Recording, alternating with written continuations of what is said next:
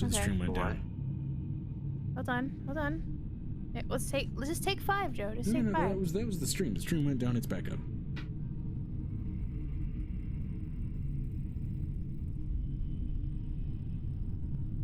Then I will continue to the low rubber band.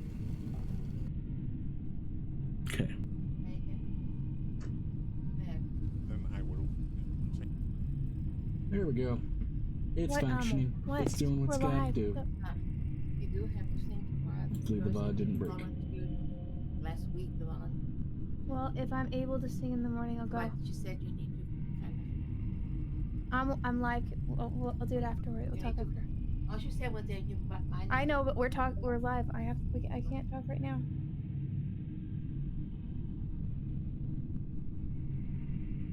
Okay, the VOD did break. There's about an hour worth of it. That's annoying. But either way, we're back. Hi. Fine.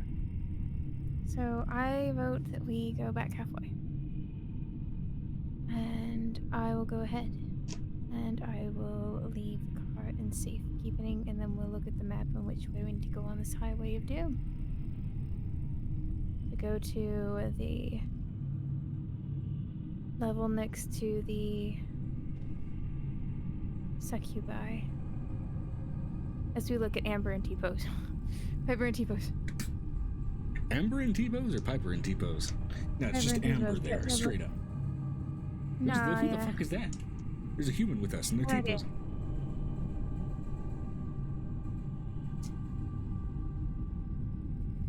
And they look like they traded their Texan for Oklahoman.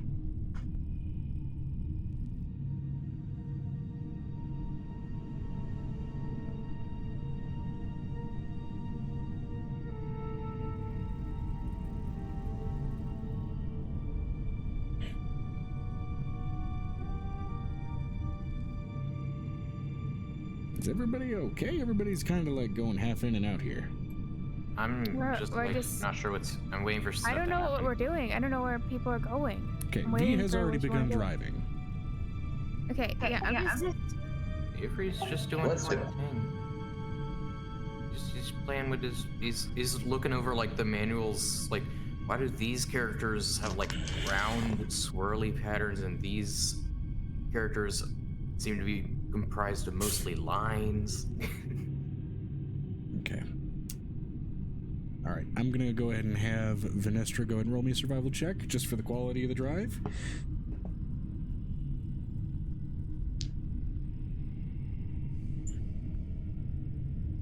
Given that the brain has been collected, strangely, the weather of this region seems to be shifting a little less wildly than it was previously. It is still hotter than shit right now and hazardous in its own right in that regard, but it has not suddenly and rapidly shifted. Also, the road itself, a little less chaotic.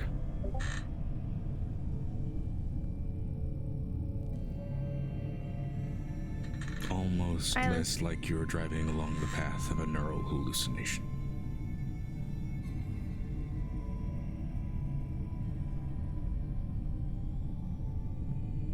And that is a 30. Yeah, no. Straight up smooth drive. You are, even just in terms of the landmarks that you're passing, making way better time than you were coming up this direction, as opposed to going down it. It also helps that the road didn't briefly turn into a living creature that you have to drive past the living spines of.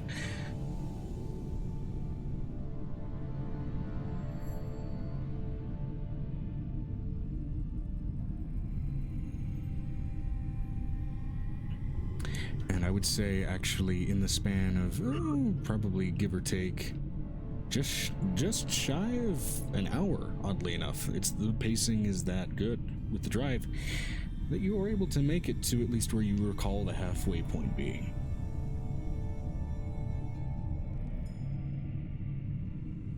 Come on, Ramsey. I found you a new pair of pants. New pants? Why cover that beautiful teardrop ass? What? Oh, look at what? She She hands Ramsey a pair of pants. Thank you. Don't, what? Just looks oddly confused by what you said. Get in the bag, and I will make sure we seal it up a little bit better this time. I'm just gonna, I'll just walk.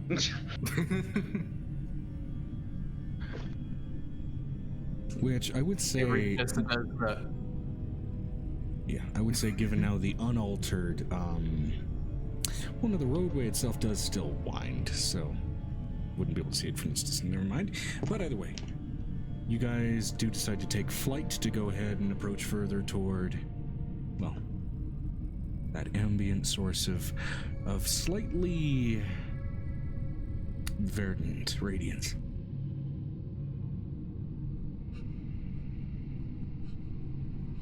She reaches out and touches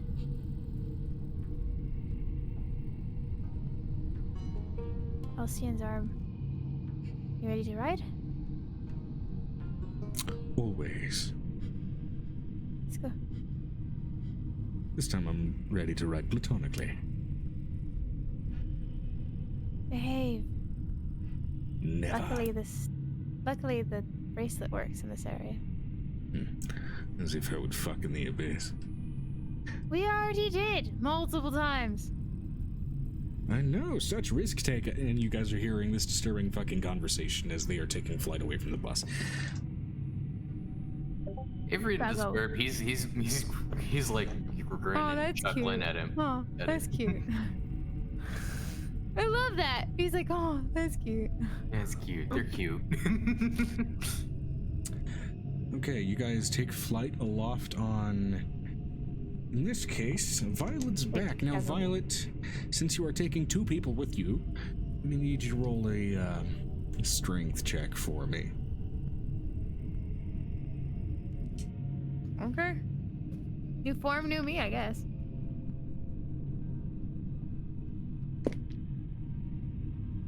Not bad. 19 plus.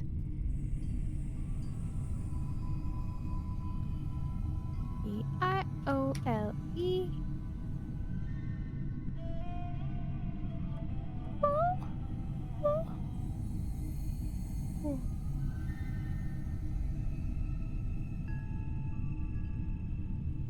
Okay, Vietnamir checking the bus over. Absolutely. And so that's 19 plus what? Hold on. It's taking a while again to load. I touched it and it went to ba-ba.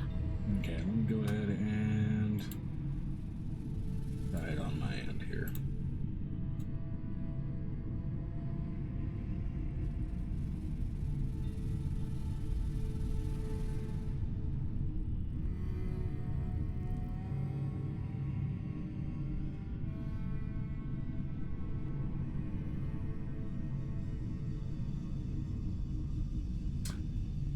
Plus 4. All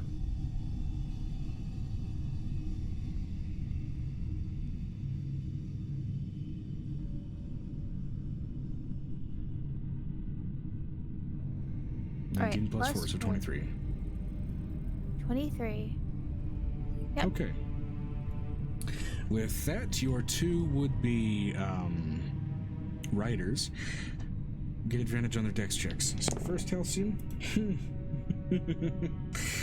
The other one was a natural one, so thank God. He does fine. Ramsey, considering you are being held aloft and riding alongside a whole ass dragon, He's in a bag. you I'll are see in a his back. bag, which means, and you know what, I'll count that as a stacking advantage. So you get advantage on your dex check plus 2.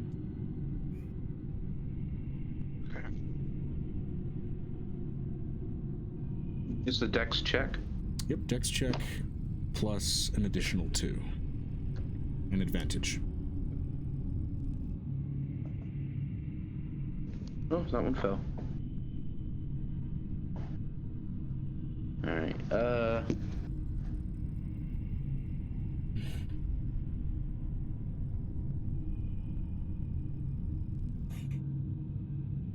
15. 15. Okay, you're fine. All right. You guys are flying aloft. It's not a fast pace flying like this. But given that you guys are able to avoid the twists and turns of the road and avoid the other, obstacles in that sense,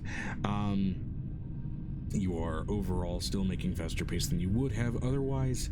Now that said, laws of thermodynamics, heat rises. So for those that are less comfortable in that kind of space, it is kind of humid, kind of uncomfortable, kind of muggy up here in this flight. But all the same, you do start steadily approaching, especially toward that light source. I'd say even from this distance, I would allow Violet and Ramsey, both of you, to make perception checks if you'd like, or you can wait for a closer look as well if you'd like to do it that way.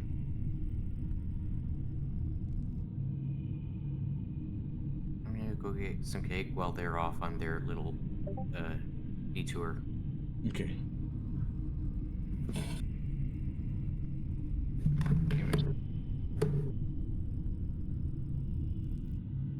Megan? I'm allowing you and Ramsey from this distance to go ahead and make perception checks on the glowing entity if you'd like. Okay.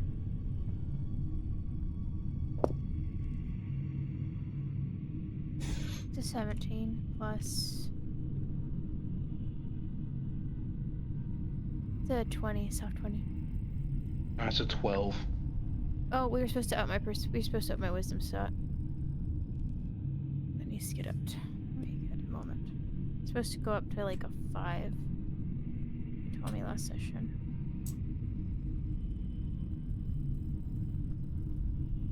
Supposed to max out past my wisdom stat.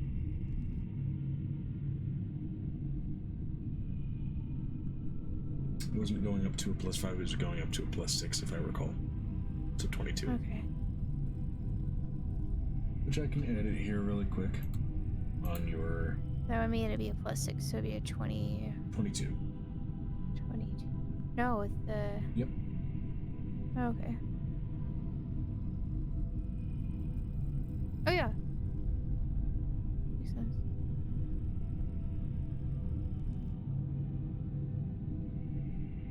If it was a soft 20, would it make it a 23?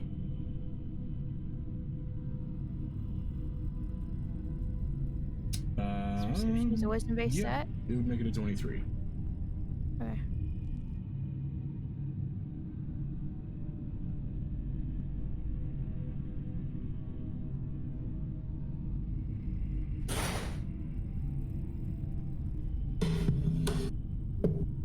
Which I'm just going to go ahead and plug in as an override score onto your sheet for wisdom for both class sides to your character.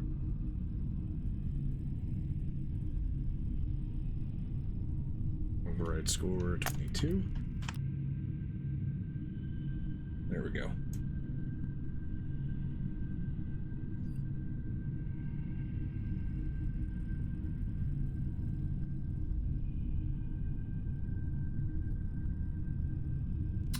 Fantastic. Okay.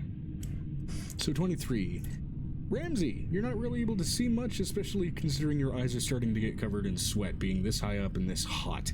That said, Violet, especially in light of kind of absorbing the remnants of that brain, a lot of your sort of mental sensibilities, your ability to focus, your ability to comprehend, your ability to process information have all been enhanced to, in this case especially, a very noticeable degree, as even from a distance, it's almost like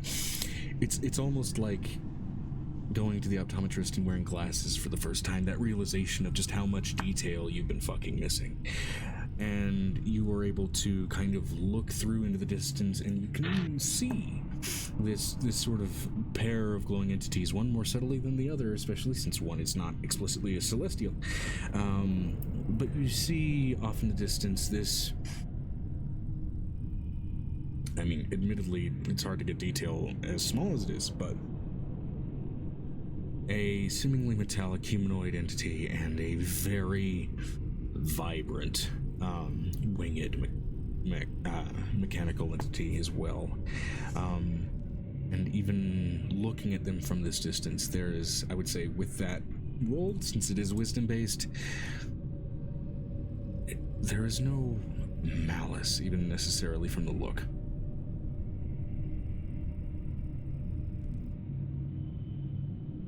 Interesting.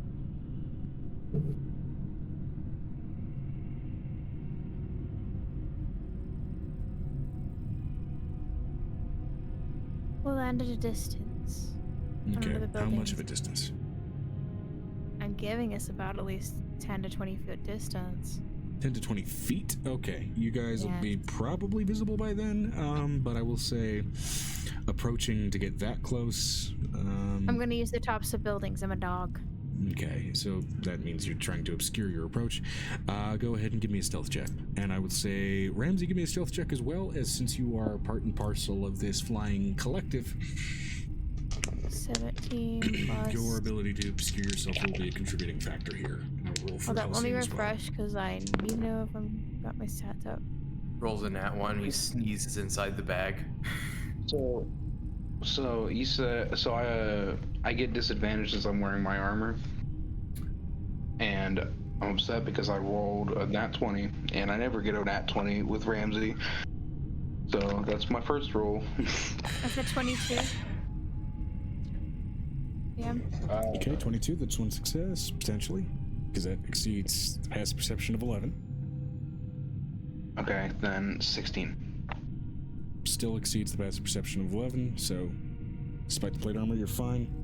And Halcyon rolled well as well. So you guys managed to hunker up on one of the sort of abandoned buildings, kind of close to this pair of would-be entities. Which, on that note as well, the building that you kind of hunker up on, it looks to be this, at least for human sensibility, sort of mid-century 1800s, like long since disappeared and abandoned and desiccated and windows broken barbershop.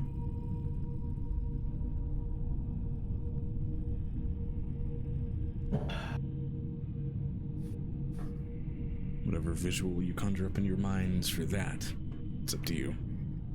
A barbershop? A barbershop. A very tall barbershop.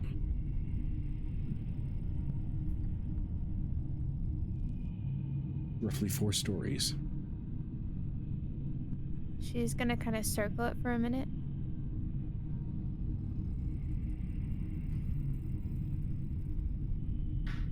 I'm also gonna tell the DM what's going.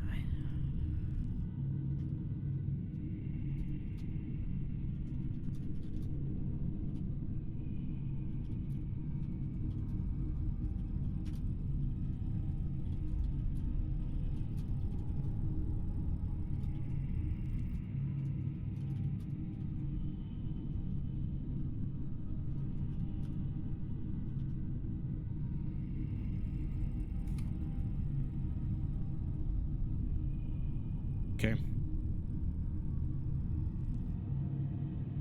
You can guess who that is. No, I get it. Anyway.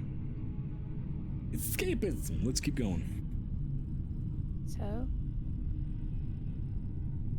do I see it? Yeah, the building is what you land on. No, I get him landing on the building. You're 20 feet from it. Yes, you see it. Do I see him Yeah. from our position? Celestial is a large creature, Yeah. however big that would be. I'd Yeah, say I'm also a probably large just creature. twice your height. I am a large creature! And I'm kind of surprised that it's there. I kind of cast it out of anger and didn't realize what I did. Yeah. So, But I'm a. as a machine is able and capable of expressing shock, the smaller of the two machines is expressing that emotion.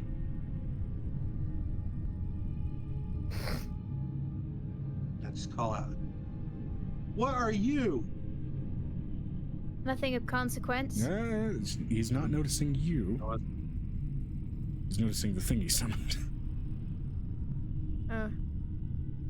It tilts its What head is down this? your direction. You summoned me.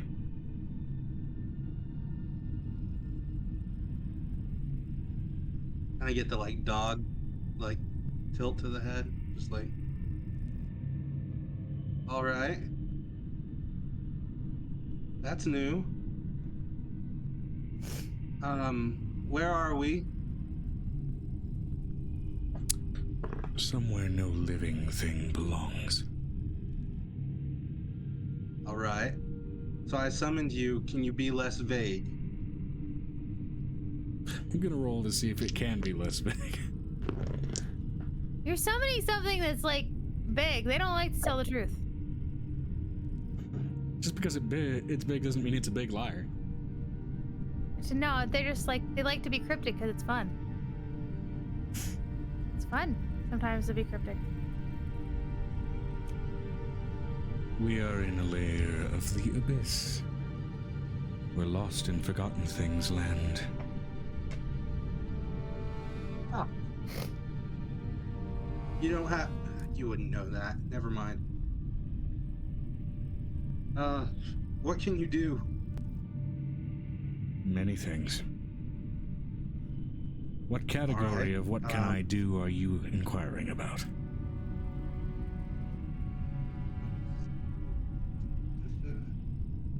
He's a Avenger Celestial Spirit. Cool.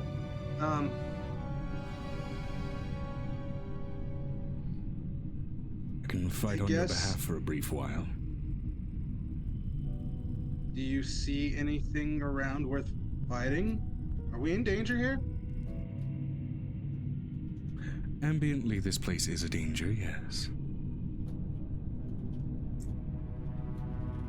As far as anything I would like immediately to make- around worth fighting. What's its wisdom modifier? Just for the sake of rolling perception.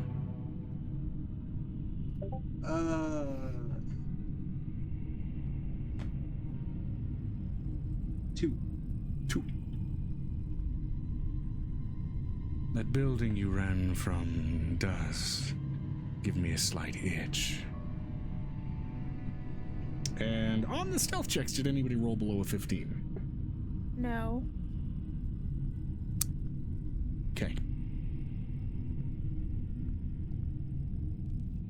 Nothing else I notice at the moment, other than shadows curling at the edge of other shadows. Strange. Haunting. Annoying. Honestly, very annoying. It quirks its head curiously, and you hear almost the twisting of hydraulics inside of that neck. Almost in a mimicry of how muscles should move.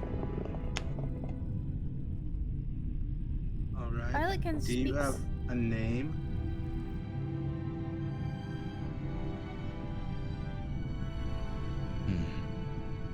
Am I supposed to name you?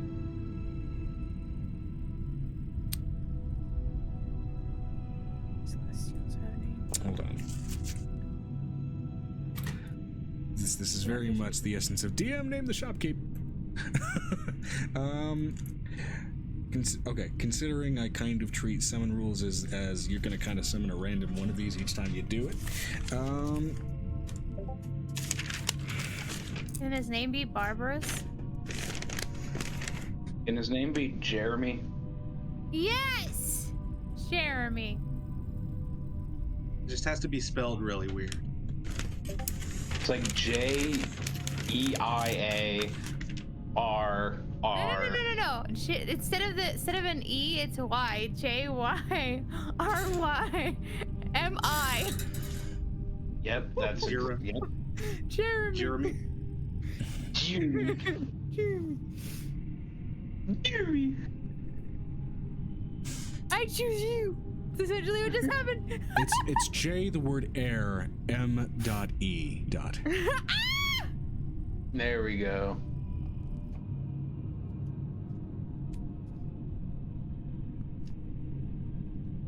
That building you said. Can the building be Justice killed? Air Machine Eviscerator, Jeremy. Can the building be... The building can be toppled. The one that you said was dangerous.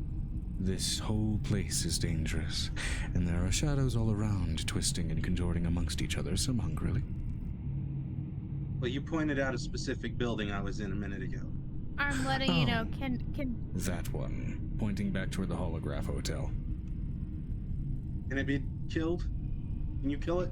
With great effort, yes, me exclusively. With great effort and significant planning. Doing it on my lonesome would be a Herculean feat. Well, you have wings. That's good. Yes, I have wings. And you have a giant bow. Yes. So could you up in the air where they can't get you and just be like, A complex network of machinery like that is a little more complicated. Anti-air mechanisms may be present in its design. okay, I'm gonna trust your judgment on this. Why don't you just take to the air and scout?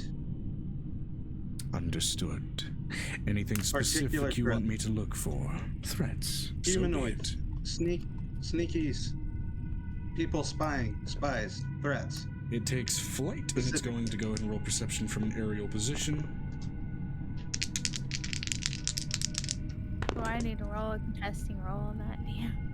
Yeah. No, this is just based up. Well, I'd say both of you can roll fresh stealth rolls. Ooh, 20. Soft or natural? Awesome. Natural. The first one all day. For stealth? Yeah. I'm now I'm 23 with that actual thing.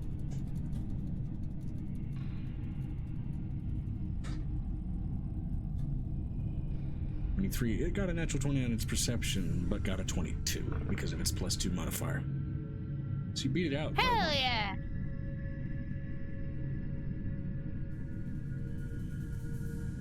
As it takes Just flight noticed and another is member of very their much group. kind of making a sort of an observable loop. Basically, it's scouting and looking for anything of immediate problematic nature. You all manage to tuck yourselves in and avoid notice. Did the second creature with them make a stealth check? Well, That's literally up to the at DM. least Violet avoids notice. That said, again, Yeah, I I'm did not mention not earlier threatening the that DM by asking though. So Let's see here. Halcyon didn't roll that great. Ramsey, what did Ramsey roll? What is it again? I was Stealth. my neighbor. Stealth. Here's I a got big it. old dog.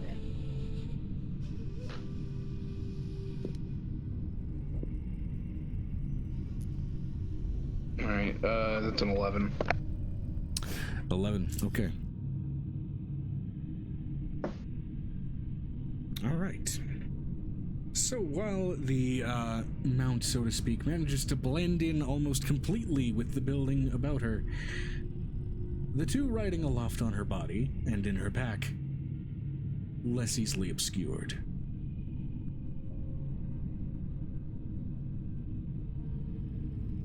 As you two are definitely more obvious figures, I'm going to roll a quick insight, as this thing's going to basically very aggressively superhero land on the fucking roof of this building.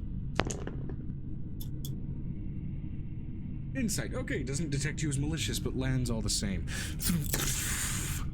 As concrete cracks under its impact. Are you an idiot? She says in Celestial. So you're revealing yourself and nullifying Yes. your nat 20. Okay. Knowing that he's a Celestial, she can recognize Celestial. Angel has plenty of Celestials. curious. Do you not understand your weight and the ballast that your feet handle? I understand it. Apparently not. I am built of machine and built on Yes. logic. The roof did Good. not collapse on my impact, did it?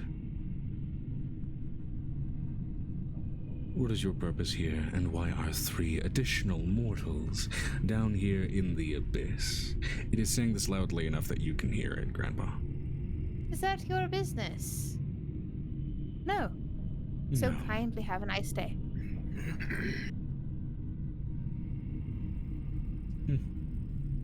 It flies back down to the ground. No threats, but 3 mortals are on that roof.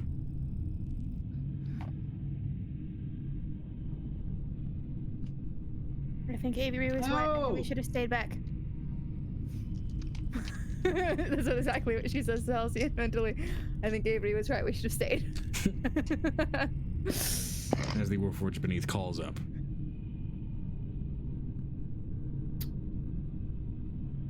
I think he's a hallucination. I don't think the other thing is, but I think he's a hallucination.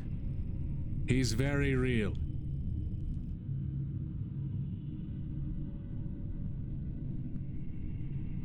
Are you sure you're not running a fever? She looks back over her shoulder. Take me up there. Okay. She was not. Grabs you and lurches back up toward the building. I need you to roll me an acrobatics check to not suddenly just be a metal limp noodle. Ooh, not the You greatest. didn't specify gently. So it's just going balls That's a to the wall. 12. 12. Yeah, you're a little caught off guard with how aggressively it does it. It is an avenging angel, not a guard. And you were just kind of flown up toward the top of the building, and then it just kind of hovers as it then drops you the remaining 4 inches onto the roof. Smooth. Alright, that happens. Jeremy, just keep a watch. Make sure nothing approaches threateningly. Understood. It flies up a little higher and continues that sort of surveillance loop that it begins flying around in. Which, from the background, back with the people in the bus, if you've ever seen just kind of a helicopter kind of near a skyline doing a loop, it's that kind of vibe a little bit. But of course, back with the metal angel in the scene.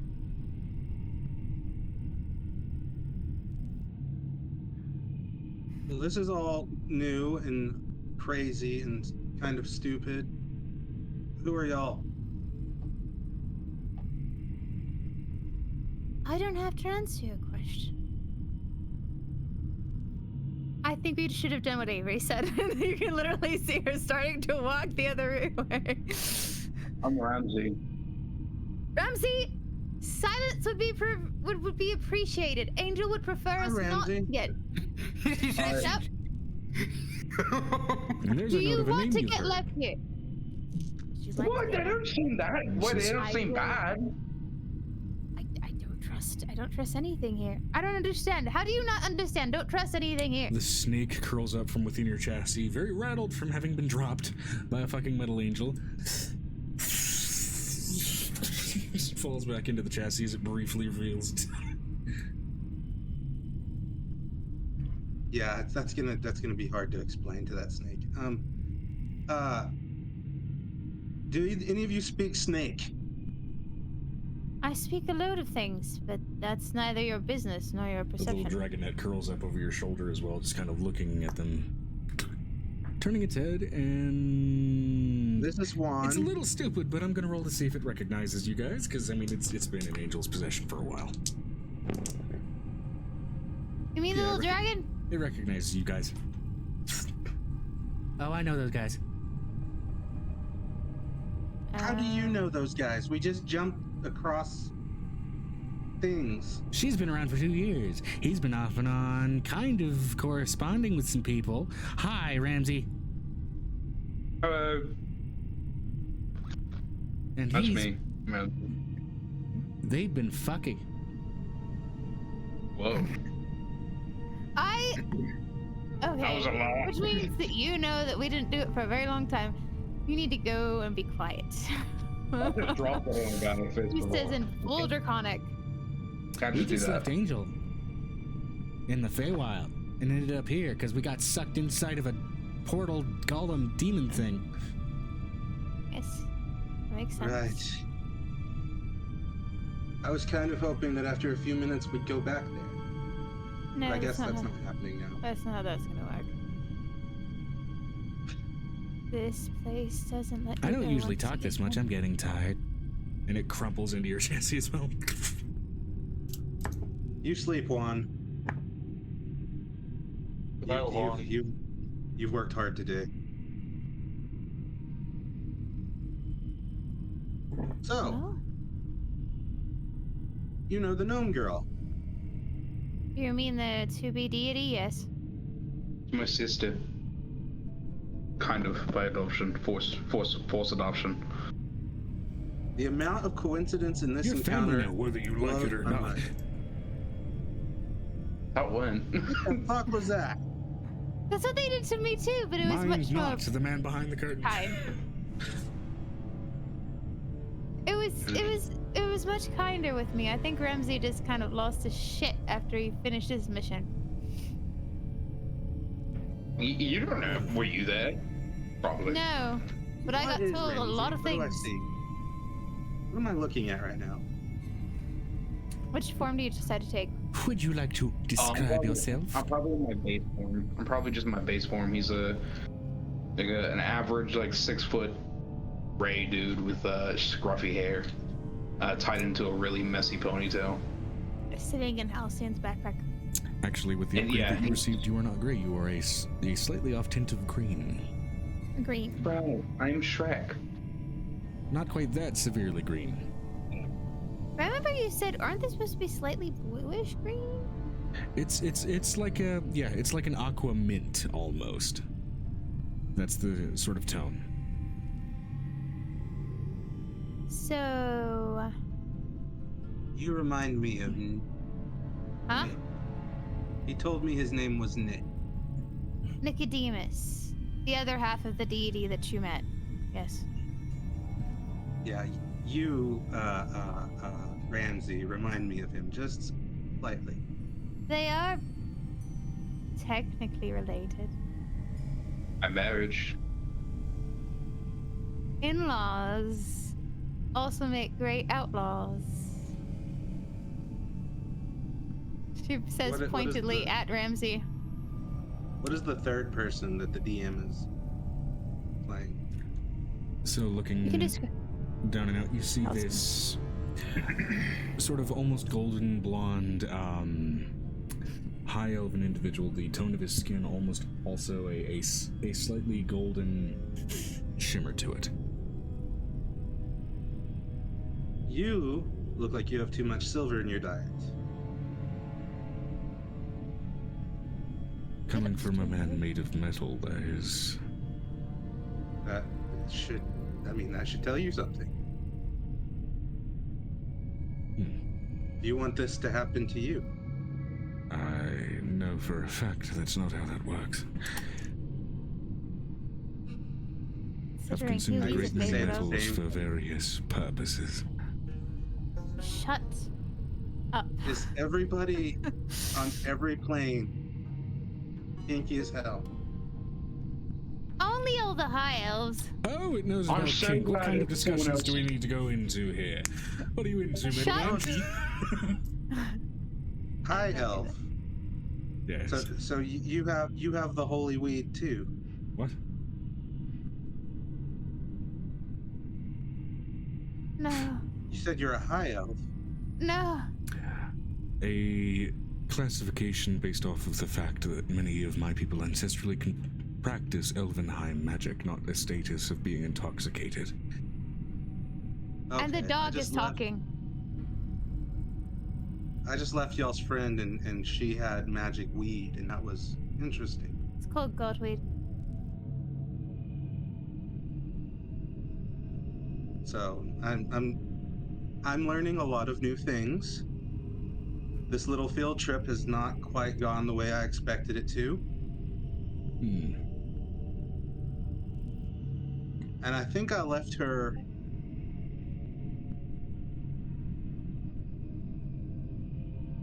Vanestra wants to know how far they can telepathically communicate. There doesn't seem to be a limit around that distance. I'm letting you know Violet says the first thought she gets back from Violet is he's annoying, but he's not evil.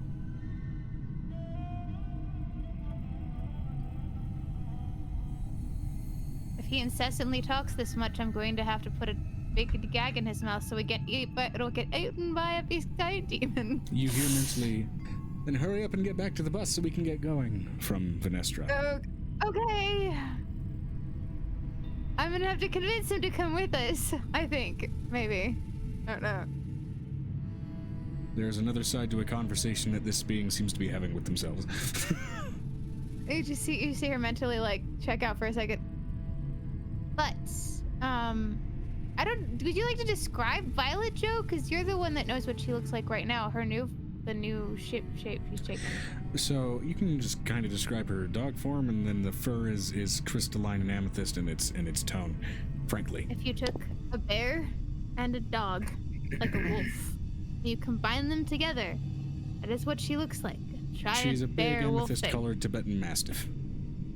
No, not Mastiff. Mastiffs have weird fluffy jaws. Not like that. It's more like a smooth inline with the slight fluff. She's an amethyst cane corso. No, Joe, no. She's an amethyst bear dog. There you go. I'm okay with that. She's an amethyst canine of bear-like proportions. There you go. ACOBLE.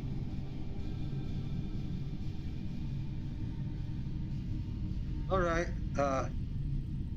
I promised your friend that I would go places with her.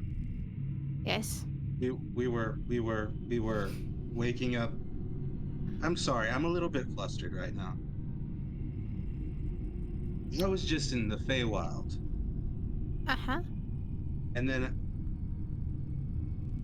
I don't even know what the fuck it was. We were in a city underground, looking Don't to you wake think people that? up. Well, they were all asleep. I mean, that was kind of the job she was given. Would you like to walk with me back to the bus? It's safer in numbers if you would like your friend to follow us. Plus, my group really wants me to get back. What is a bus and what does it do? It's like a big traveling ship with wheels. It's a wagon with a roof on it made of metal. No.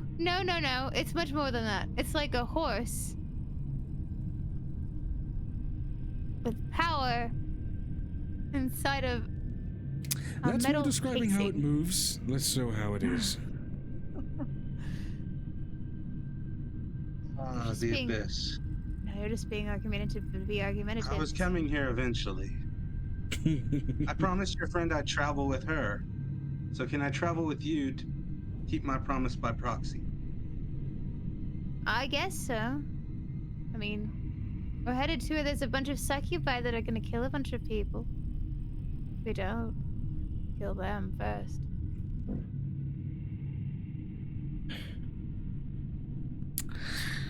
Alright, you guys have been on this I like roof it. talking for a little bit. I'm gonna go ahead and roll a percentile. Give me a high or low, both of you.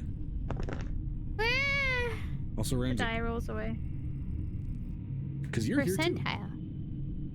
Oh, A 96 is a high.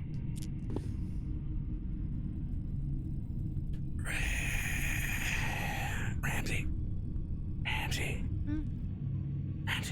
Ramsey. Low. All right. Can you roll a percentile?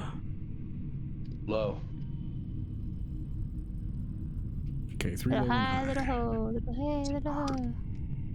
Always pick low. I I went rolled a around. 33. You guys avoided being ambushed by the barber shadow. All right.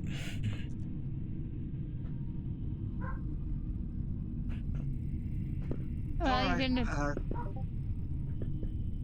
Take me to your wheel ship. Bus. It's called a bus. Right. Take me to your bus. Do you want to ride your friend or do you want to ride side saddle? Jeremy! Yes. How long do I have you for? According to the spell, how long do you have Jeremy? It was 24 hours, I think. If it's 24 hours, that's a way impressive spell. No, this isn't Find Greater Steed. This is Summon Celestial. Oh, he's Okay. here for an hour. Has he been here for an hour yet? I'll be back. You know what? Hold on. He would have been, because it You've took gotten them more here than for an hour to about get. 18 minutes. Is there any way Hey, you could carry get me- us that direction? Much faster. Carry than we me go. that way for 18 minutes, please. Gently this time. As it bolts down and you say gently, the very stiff limbs suddenly just gently grasp you. Understood. Firmly grasp it! No, okay. not that Just monster. Set me down before you disappear. It may be atop a building. That's fine. How fast can you fly with two atop your back? Jeremy asks you, Violet. Relatively fast. I mean, I got here in less than 2 hours. Understood. And it bolts off, and then quickly bolts back. You're a little bit thrown by the fucking whiplash. Where are we going? Just in that direction, you should see a small, triple-decker bus. I can't remember what size the bus is. Double-decker. The double-decker bus. There should be a very Double strange... cheeseburger, not a Big Mac. There should be some very strange golden people inside of it, and a man wearing suspenders. Understood. Very sexy suspenders. He says that straight in front of Halcyon on purpose. Mortals and their obsession with copulation. I'm actually kind of interested to see these suspenders now. Tally-ho. And it bolts off It's in not that as much direction. suspenders. I'll post it in session art what he kind of looked like. It bolts off in that direction with you all in pursuit. Given that it is only carrying one being, it is outpacing you a little bit, just due to weight conditions. That said, does not pace you for long, as after about 18 minutes of flight, or rather 17 minutes and about 30 seconds, to start angling down toward a building, which, this is one of the smaller ones that you guys didn't really deem reasonable to kind of explore. Looks like, at most, like a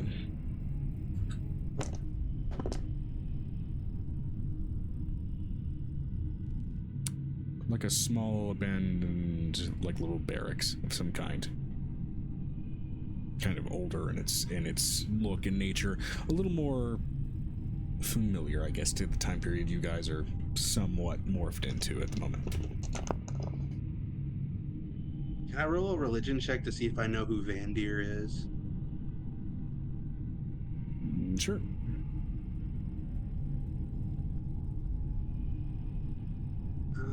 And this is the point where she looks back. Did he talk about Vandir openly in front of No. me? Do I recognize him as a construction of Vandir? 16. Doesn't This seem is the explicitly celestial like it. flying. Oh, the Celestial? Whether the Celestial seems recognizable as a construction of Vandir. I'll have you 'Cause I roll wanna me a make a religion check as well. And you said I wanna make 16. You are vaguely aware of who Vandir is. I mean, you were, in terms of like you trying to get information on constructs and everything like that. So that's fairly common iconography when it concerns the god of magic. Natural 2023. 23. Yeah, the construction of this being does seem very Yandir-esque.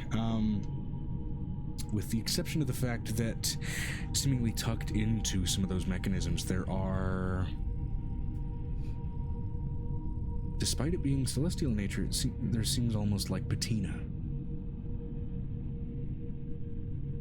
And a stiffness to it.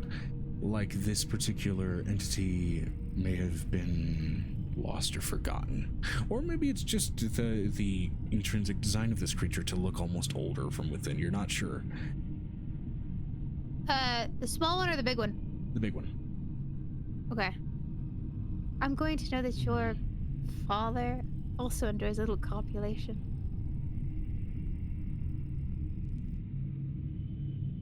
If he lands with 30 seconds left, I just want to be like, do you know Vandir?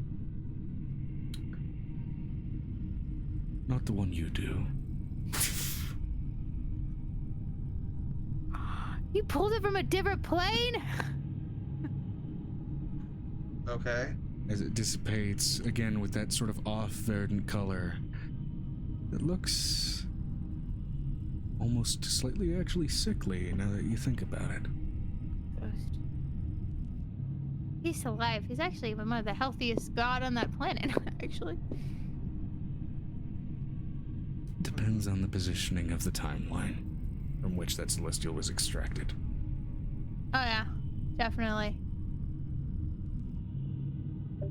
Wow, you must be old. Talking to me? Ennifer is dead in your time. It's already gone. So you're talking to No, air. that's what she says to Jeremy? the air. The nameless stranger? I don't know who Jeremy is. I was not aware. You're aware. I was not aware.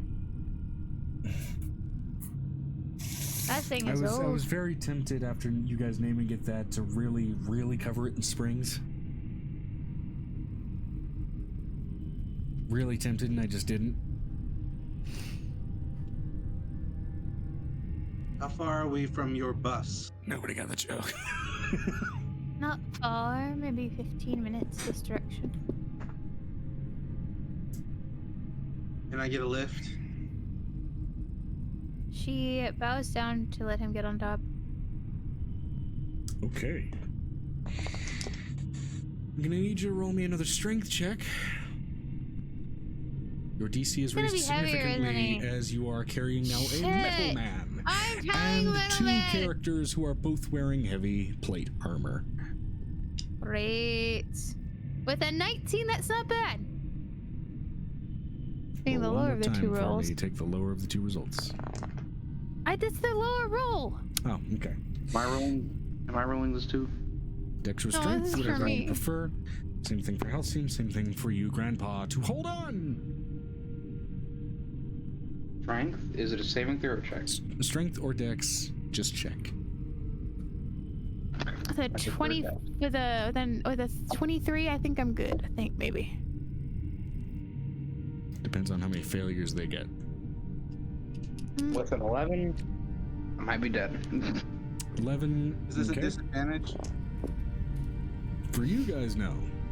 Because you're just trying to hold on. Natural You're just 20. trying to grab something. Natural 20. Natural 20. Okay. Alcine got a 17. So their successes make up for your near failure. The DC was 10. Thank God. What do you know? He better have a high animal handling check with all the stuff that they had to train for. Now, for shits and giggles, I'm going to roll a dexterity check for the snake in your chassis. Okay, he doesn't fall out. I enjoy that book too. All right. And you guys do fly the rest of the way off toward the bus, which at a 15-minute distance, though a little far off, you guys at the bus are now slowly able to see the metal man aloft and atop the flying dog dragon person. Oh, it's a lorry. Why didn't you just say that? It is a bus. Whichever way you slice it, left, right, and center, it's still a bus. One funny little side note that I should mention. This is above table. Traditionally described kobolds our little dog people.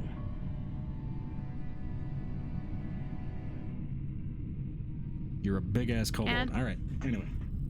I don't have a problem with that. That's why I was friends with Ike. Also, hello, outer space vomit. Wagwan. Wagwan? What the fuck is Wagwan? Huh? Violet fever, and the only cure is more cowbell.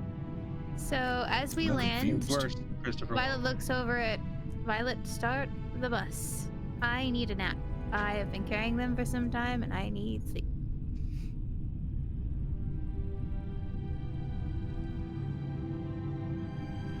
All right. Oh. Are there people on the top of this? Are we on the top of this bus? Is this an open air decker bus? It's not open air. No, it's not on plein So we air. land It's next closed to it? roof, and it is very fucking hot outside. That said, inside the bus, it seems to be somewhat air conditioned through some mechanical mechanism.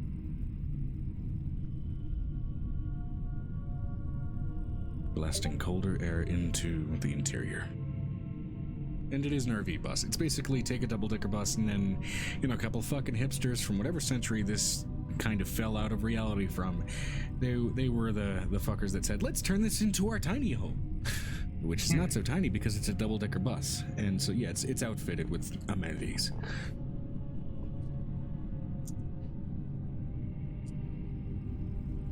That is a beautiful thing.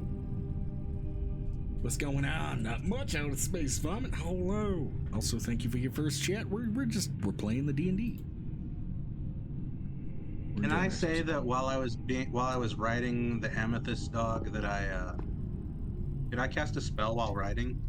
What spell would you like to cast? It had a casting time of 10 minutes. And so I don't know if it's something that I could do while... I'd say while being held aloft by a monster like that, you would not have been stable enough to really fully kind of pull out the means of a ritual. It's a wide saddle, Joe. Okay. It's yeah. straps. Fair. You know what? Give me yeah. Okay. I'll allow it. What you casting? Okay. So about the time we land, wherever my previous companion is, the feathered serpent vanishes. So, And- conversation. And now this demon bitch shows, where the fuck am I? And I want her to be in her changed form to where she just appears to be a tiefling. Okay. A little smaller than I'm used to. Also, it's really fucking hot out. What's going on? Where am I? What the fuck? What the hell? Abyss, not hell. Abyss. Remember, they preached this at us last time. There's a difference. You got sucked into the abyss portal through the golem, and now where are we? Because we're in a very small and confined space, and I'm gonna roll to see if your mount's actually claustrophobic. Hold on. Okay, but that's fine. Yeah, cool. High or low? Hi. Oh, okay. We're in a very confined space. Does this thing have a roof? Because I'm gonna sit on that before I start ripping walls open. I'm letting you know that They're Violet claustrophobic. opens up the Tiefling tent. I'm letting you know Violet opens the tent and pulls it inside. Rolled a 45. It'll be fine. That That helps. was close. They're a creature that is very used to flying in open space and open air, being in a confined space. Seems a little counter to their being. Yeah. At least she's smaller in this form, though. Oh, it's really hot out. Really hot outside. What the fuck is wrong with this Not hot. place? It's not here. It's called the Abyss for a reason. I know. That's why I gave you. And heat I'm letting you know. resistance. Violet says as her tail starts to go down to this like a normal I'm size resistant tail. to it. I'm still allowed to bitch about it. I'm letting you know. I'm going to, since she can now kind of shape form. She has a tail that's just swishing back and forth. Now she's completely nude. She shifted back down. Are they in the bus now? Yes. Violet just walks in I completely guess nude. the tiefling is riding the top of the bus, which is fine. You see a changeling in the corner, kind of also in the nude, but playing with some Gundams. It's a strange sight. No, Yeah, we he need has some no LSD idea. and it's a party. Hello, Somebody, Halcyon is literally just watching her. friends walk of in. Angel. Oh, are Ah, that's what they you are. the Okay. weird? You're the glowing automaton that The tiefling form made that swings ruckus her back head down there? from the roof of the bus, just kind of talking through the window. So, you all are friends of Angel. We briefly dealt with her. It's yelling Yeah, in Celestial, yeah. by the way. It is not I yelling in mean, common. Tiny, you shut it down 3 notches. 3 notches. Sorry. Did you draw alert? This You think entire you are? place makes me itch. I was hoping the form would help with that. It just means I have a smaller body to itch. Do you want a back scratcher? Do you have one? Yes. Gimme. She pulls out a back scratcher because she always carries. Snatches it with the tiefling tail and just immediately disappears back to the roof of the bus, and you can hear just scratching even through the sort of closed off acoustics of the windows. All right. So, the other thing, Joe, that is going to be happening. Violet has decided now that she is just going to. She does not realize this has happened. She has gotten smaller, but there is a tail that is swaying back and forth. Yeah. Ultraponic Halcyon tail. grabs it and just kind of tries to hold it in place.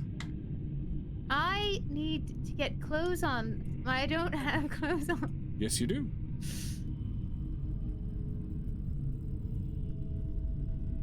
He reaches into the pack, pulls out slightly abyssal millipede eaten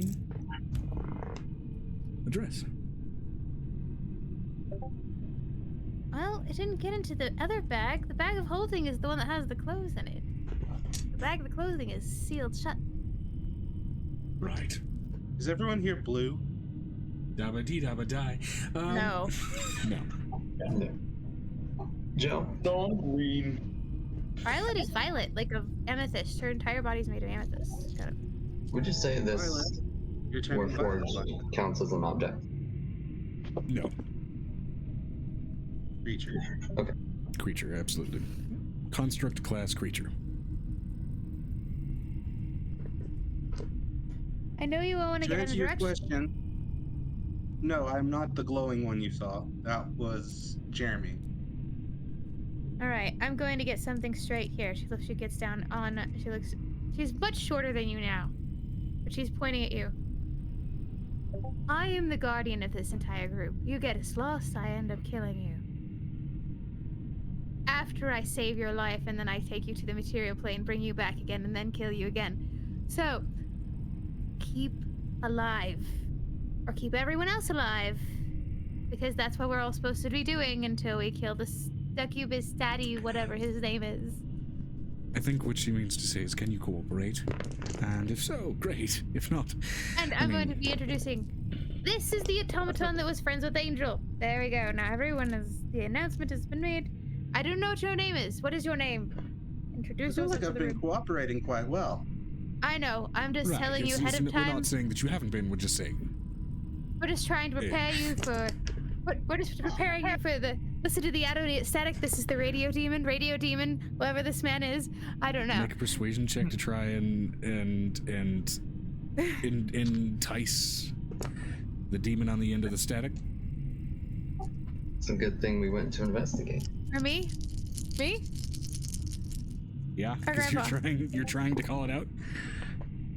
Oh, with a natural 20. Let's see that charisma check. Well, let's see its roll. If it gets a net 20, it may exceed you, oddly enough. It's a net 1. You said with persuasion? Best. It's just a 23. worked. But it's a... The text-to-speech functions. Right. So, Radio Demon, I don't know who this is. Welcome. Vanessa says the radio's turned off. Ah, It turned itself back on, remember? you try and It did it intrigue by the radio itself. demon to the turned-off radio, And let's see. Oh, actually. It said there was static and it turned itself back on. It turned it off and it turned itself back on. There's an active bolt of electricity that fries out from the radio as it kicks itself back on. And you can see the dial twitching and twirling through stations.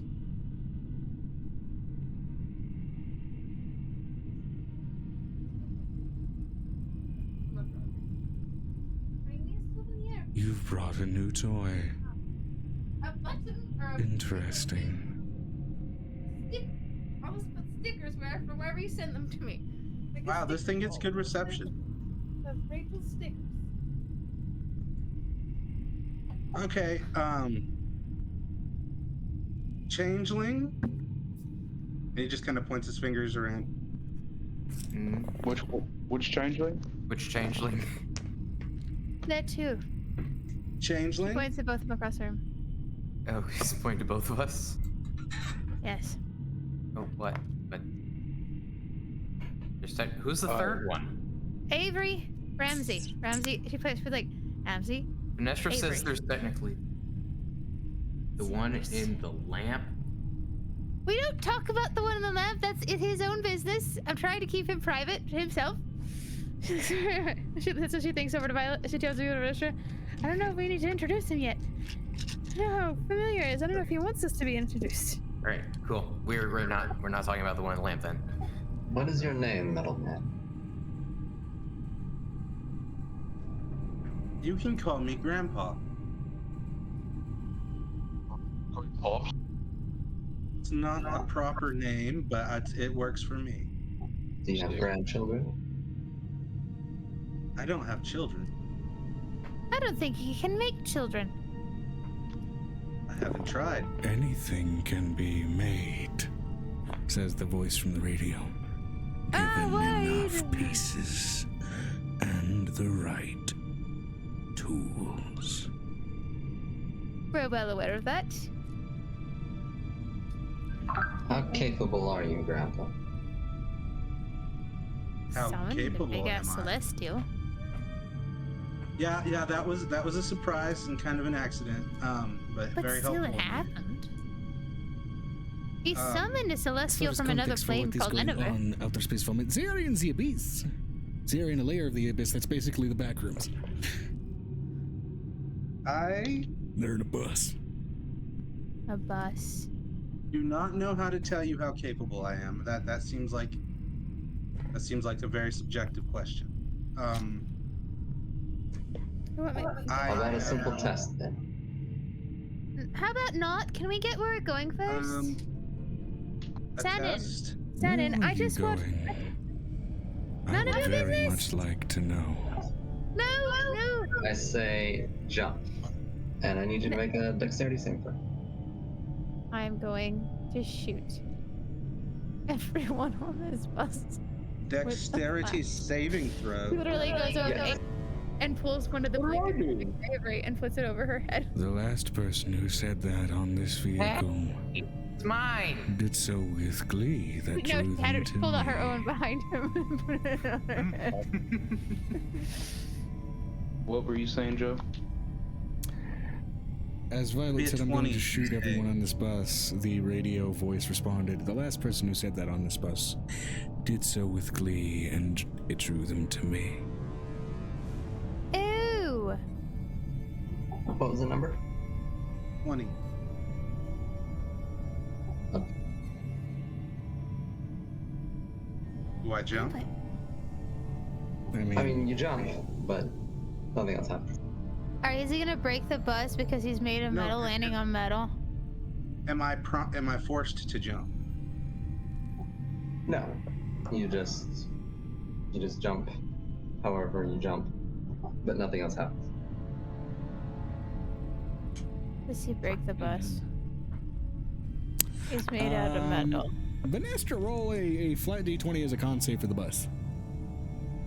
No. I say, very well.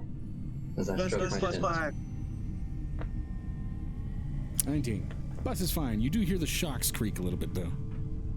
I literally let you know that Violet, in her blanket, is literally goes over to Xanon and smacks him on the back of the head. Gently.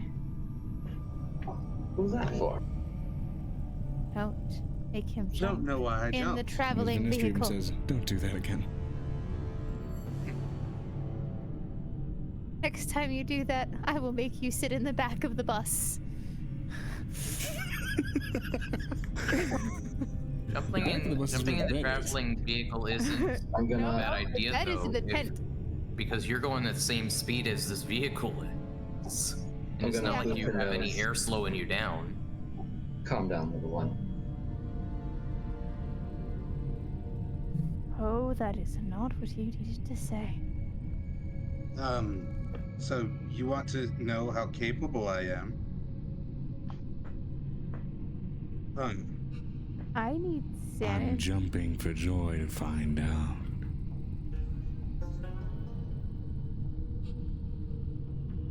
Halcyon, Who you is have the 2 person seconds before I end up talking raging. from this box? The Who keeps demon, talking the out of this radio box? demon! I accidentally There's introduced some you. unknown radio Who's gonna demon turn in off the that, radio again? Okay, cool. that talking box. Uh, We don't know who or why or how it We just don't we know just who accept it. it is. We don't know. I'm gonna roll a percentile to see if the radio actually shuts off. High or low? Hi. For Vinestra. Hi. Oh, okay. Natural 2. Amira receives a shock to her fingers. Oh no, I'm interested now. I'm letting you know Violet is fully focused on Xanon because he told her to calm down. He told the barbarian to calm down.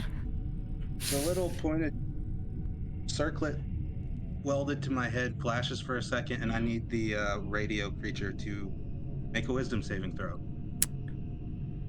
It is not physically present in this space, just channeling through the object. Oh, so I can't scare it. No. Correct. Oh well. I used it anyway. So I have a question, DM. Mm-hmm. Barbarian is very easily angered when told to calm down by people that it is not used to. Why don't you calm down? Fuck you, don't tell me to calm down. So, and this is a barbarian, so I'm He's gonna gonna pick roll up high or low. By the scruff of her neck No. like a pissed off puppy. So which one of you asked? Who again asked how capable I am? Which one of you was that? That was me. The idiot who decided to piss off that dog.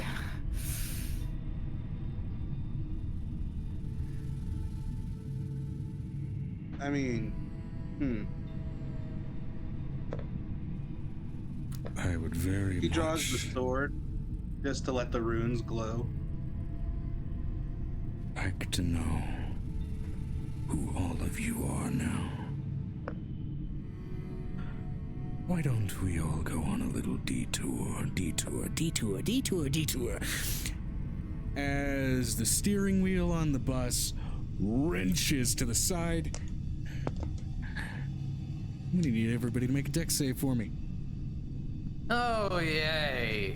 I know a song that gets sung. I guess I also need to roll a higher low. What do I need to roll to see if one of my toys broke? At disadvantage? Or at advantage? Just flat. Just Well, flat actually, it deck. is You all unexpected, to be fair. So, disadvantage. You can all add +5. A 19. I got a nat 1. You can all add +5 to your save. I got a. I'm gonna, you know what? Just for Ramsey, I'm gonna give him a lucky. He can do what he wants. Thank you. You wanna know why? Why? So I got an at 20. I re-rolled, got an at 1. So thank you. I appreciate that. welcome. I rolled a 5, and now I roll a 16. Add 5. So, yeah. Literally, Dexterity you all saving get an throw, extra Minister. 5. +5 to that saving throw. Nat 1. Now what? Ramsey? Mine was a 16. Yeah, nat 1 for Ramsey. Nat 1 for Ramsey. Okay. Cool. It's not technically against damage, so that's not going to incur an injury. Okay, 3 for me. So, okay, for everybody who got above 10, you don't get knocked prone.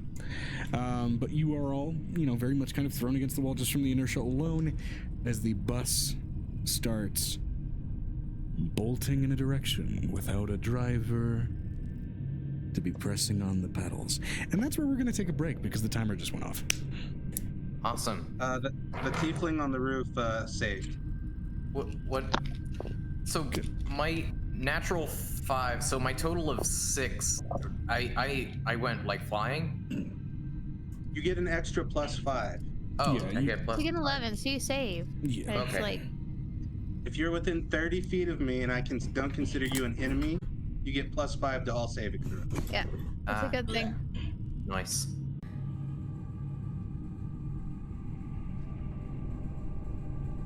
Sorry about that brief divergence. I'll occasionally go to BRB and everything just to double check on my players, be sure everybody's doing okay. Without going into details,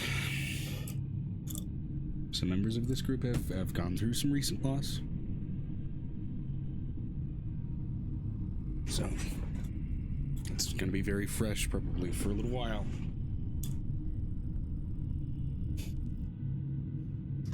At any rate, we're in a frantic moment, guys! So,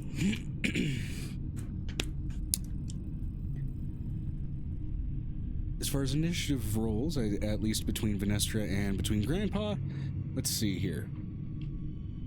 18 versus Grandpa's 21. Okay. So Grandpa does still get the strike on the radio in that moment, unless there are any specific reactions that excuse me, Venestra is able to do.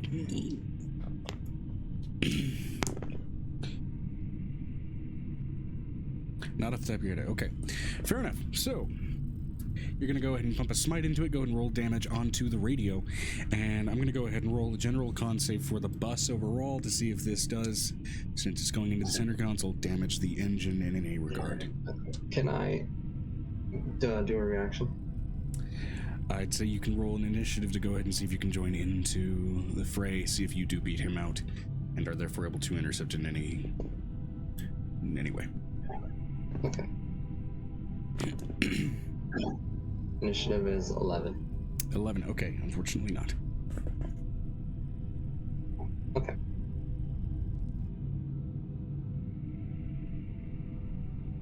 You're muted. Grandpa, you're muted. Okay, so 15 slashing damage.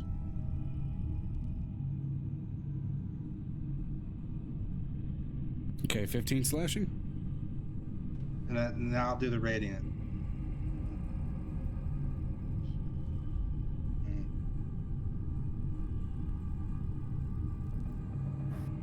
Six.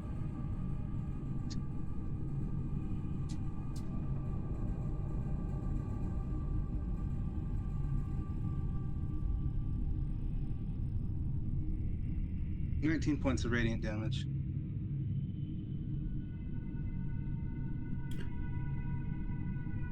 Okay. So how much damage total?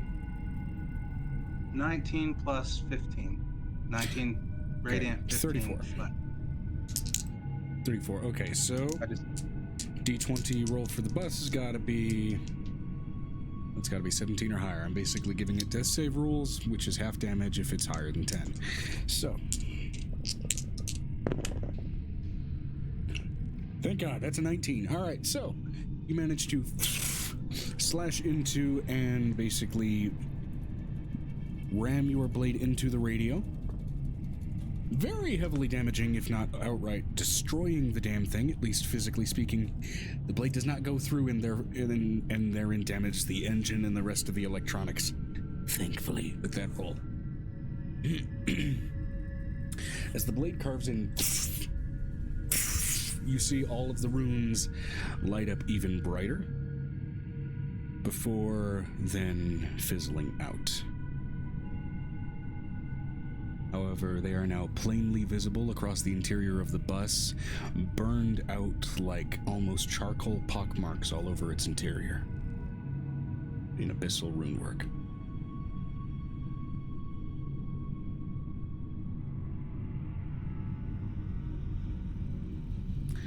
V's gonna turn and glare at Grandpa as she goes to slug him in the head with her fist. Are you stupid? As she says.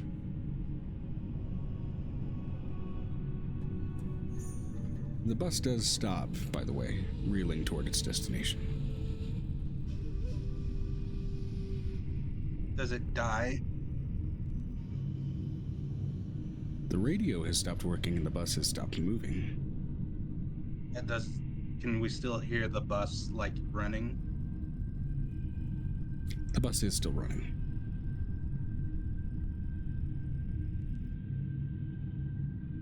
Are you dumb? Been called worse. Are you imbecilic? Oh, does V's hit a hit? I mean, if it's just a narrative, you know, cold cock, and you're not, I'm not intending to do dodging damage, then fine. I'm not dodging it.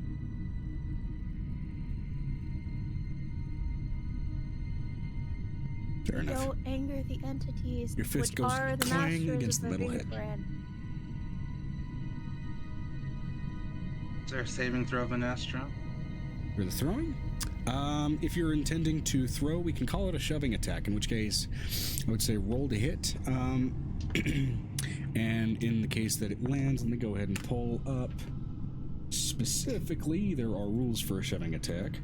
It's not even homebrew either. There's just different attack types in D&D, and barely anybody uses the different attack types.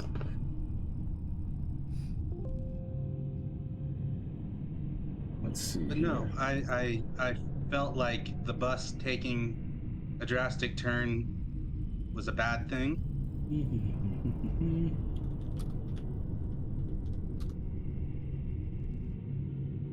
And seeing how the bus is still running, I think that Don't lag! Oh, I God, hedged it's my lagging. bets there and kind of came out on top.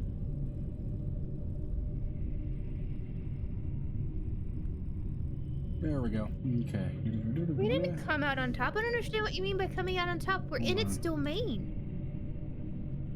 It knows more about this domain than we do. Okay. Push 5 feet away. So not you wanted to prone. go meet the kidnapping demon. Okay, it's considered a Yeah. grapple. Okay, so yeah. All right, go ahead, and that'll be a roll to. Well, yeah. So it'll be an athletics check from you and an athletics check from Grandpa, basically.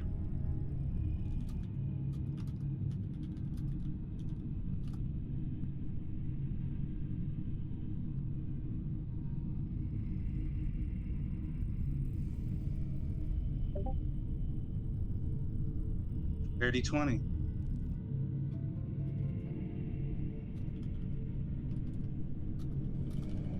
Dirty 20. Okay. And 24 from Vanestra. Noted. If you get possessed, I'll cut your head off to solve it. You would swear in a foreign language as she went back to check the dash and radio after it got slashed. Okay.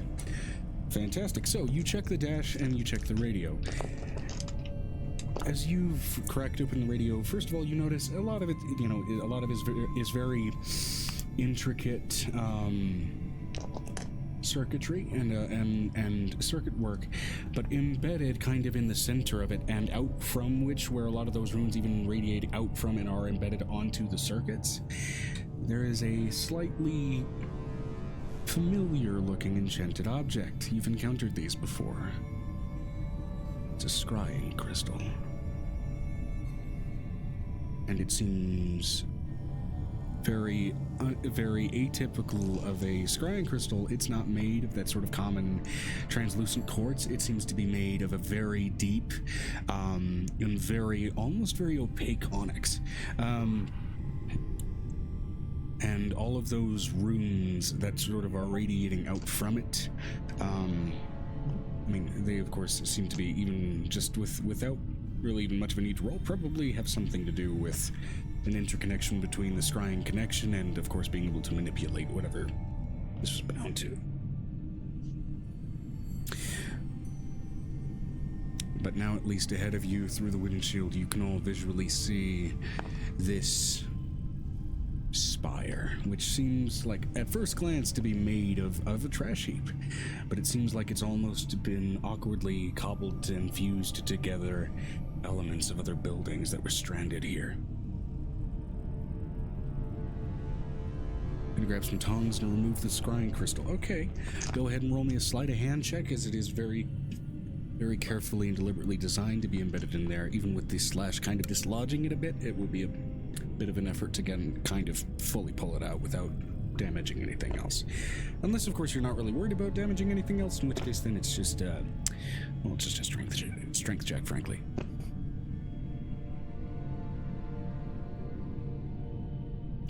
Okay. Natural or modified? Modified. Okay, DC was 18 to get that carefully extracted without damaging anything else. And you do carefully do so. The scrying orb itself, not very big. It's maybe about the size of a golf ball. And you can see also just this very stark, if very recent, slash line across the surface of that crystal.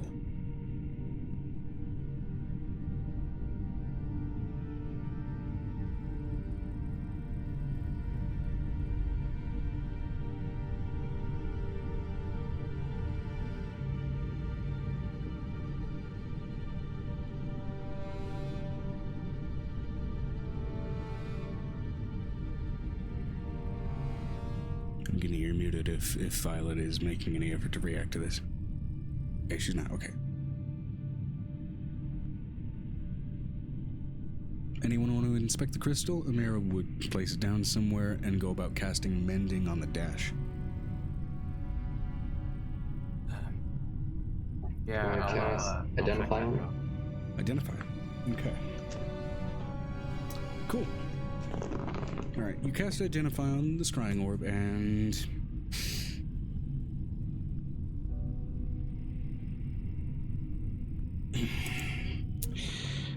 despite being now damaged, identification tells you that damaged is all it is, destroyed it is not.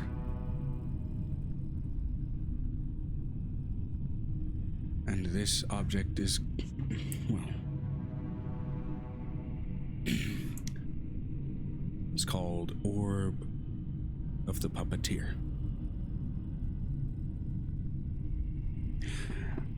This magical cursed object can be embedded into any mechanical framework or construct of any kind, and whilst embedded, alongside the proper rune work, will grant observation capabilities similar to an orb of scrying, as well as control capabilities, usually from a remote position with the twin to this orb. This is an object that exists in a pair. It cannot operate singularly.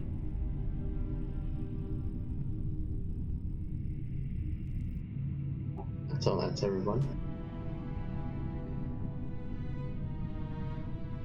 Furthermore, it does have a curse property, which is to say those that touch it with a naked hand have a chance of being dominated, similar to any construct by whomsoever is it holds the other side of this orb.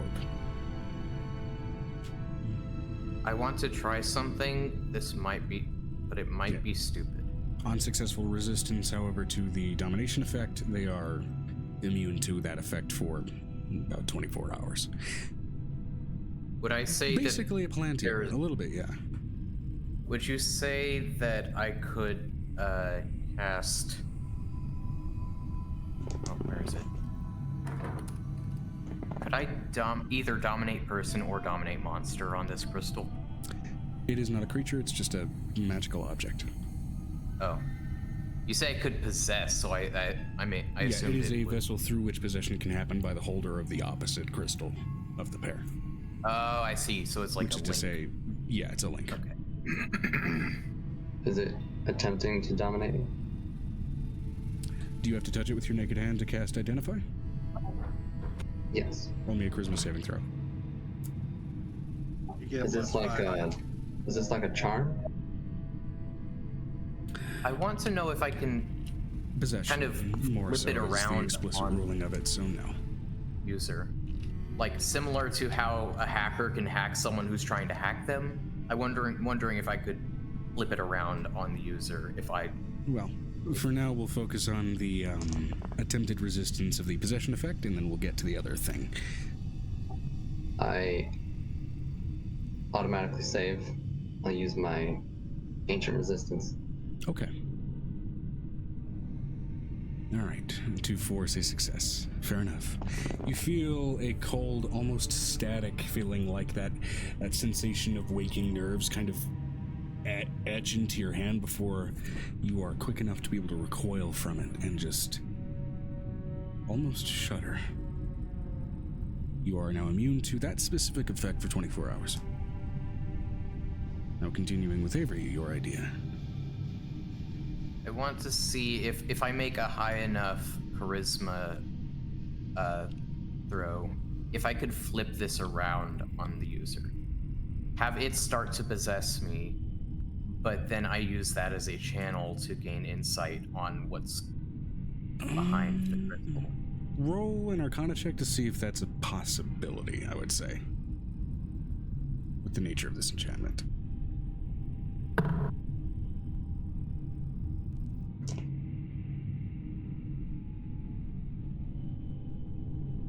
Well, that is a total of 10. 10. With how specific this enchantment framework seems to be, it doesn't seem like it's explicitly, at least in your wheelhouse. All right.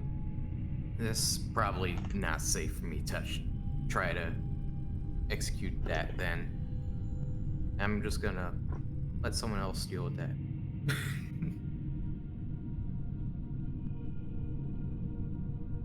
Alrighty. Do you want me to put it in a pocket plane? I'm gonna take out a copper glove and just put it inside of a copper box. Because I have a copper box. Copper box can help. There are certain substances that can interfere with magical effects. I also have a copper and a lead box, which is a copper box on the inside with a lead on the outside. Why don't we just throw it out of the bus? This thing to try to in me. I've got a bag of holding. I feel like There's one of you mentioned you did. Yes, let us.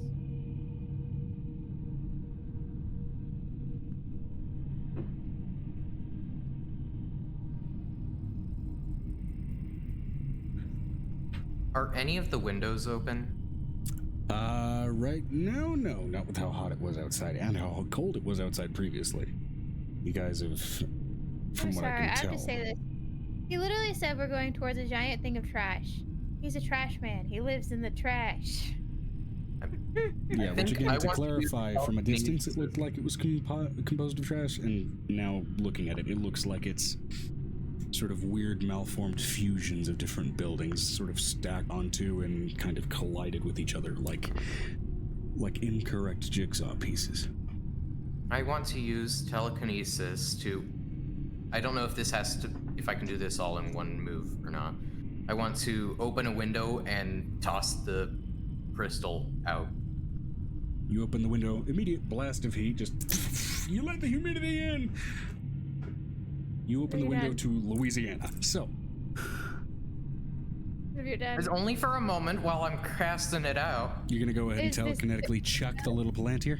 I'm letting you know, Violet's hair goes immediately curly and poofy, and all of the frizz happens. What have you done? Yes, that's exactly what I do. It goes bye-bye. Problem solved, Avery says. It skitters across the rough, broken, cracked stone.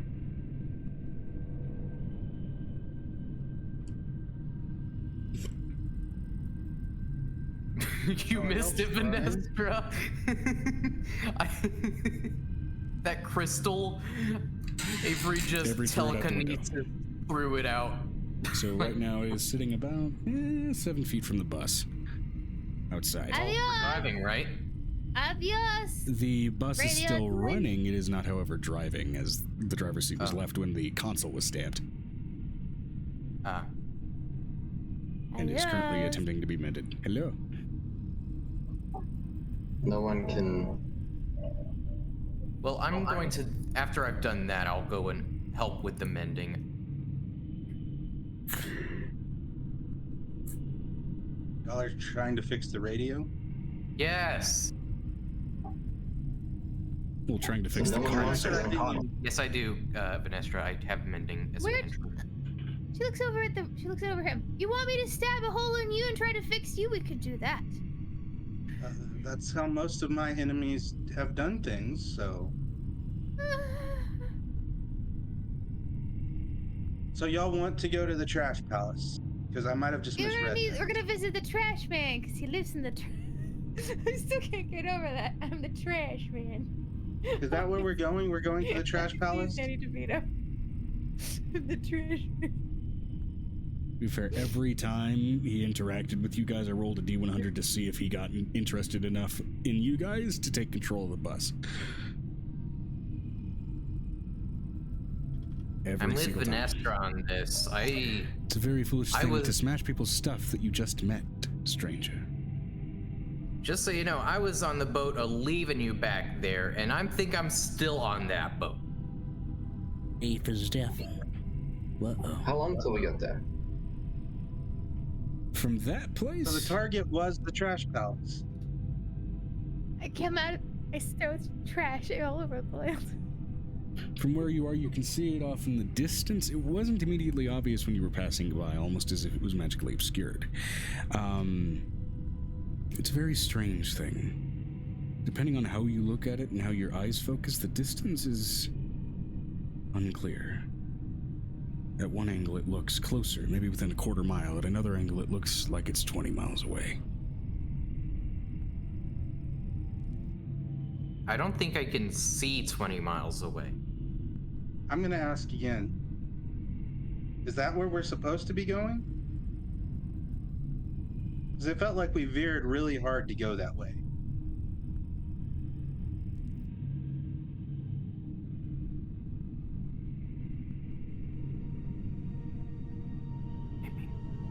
What did he say? Guinea, are you there? Okay. The robot asked a question. What was the question? Repeat the question. Presumably, I was if told- it will give us someone to kill and potentially go deeper, says Vanestra. Well, let me put it to you this way. Maybe we can offer him something. We have a value in order to move further without being killed. That would be great. They were going that way, and then it said, "Oh, I'm gonna play with y'all," and the bus veered. So I assume we weren't going towards where we're pointed at Okay. now.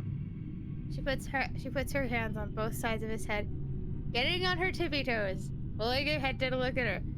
It's like, give her shit. She's really short. She's only 5'2". She's compared to what you've described him as. It's just like she's literally. I'm gonna jumping telekinesis you actually up to his height. together. Okay. I Just have to letting you actually know. cast that. Actually, that's 2 times I've cast it, so I need. What level? Okay. So I just felt like we were being kidnapped. I was okay with being kidnapped because I know how to deal with demons. I've lived here for 400 years. That's why they had me be the guide. I'm literally here for your protection. I didn't have to come back here. I could have stayed completely in the material plane, but I needed to come back for the brain, and I completed 2 birds, 1 stone situation. So, logically, let's think about this. Demons always want something, whether it be of value or no value. It can literally be a piece of trash. Sometimes it's shiny. It's like dragons. They have things they want. And you give them what they want, and you get to go where you want to go. I have various body parts and materials and things in my bag that I have brought to trade. So, I would like to be able to try, if we can, get told where the portal is. Because there's a friend of ours on T-Pose that has a map. But I would understand also... what you're saying, but I feel like I've asked this question 5 times and nobody's answered it. Was that where y'all were going?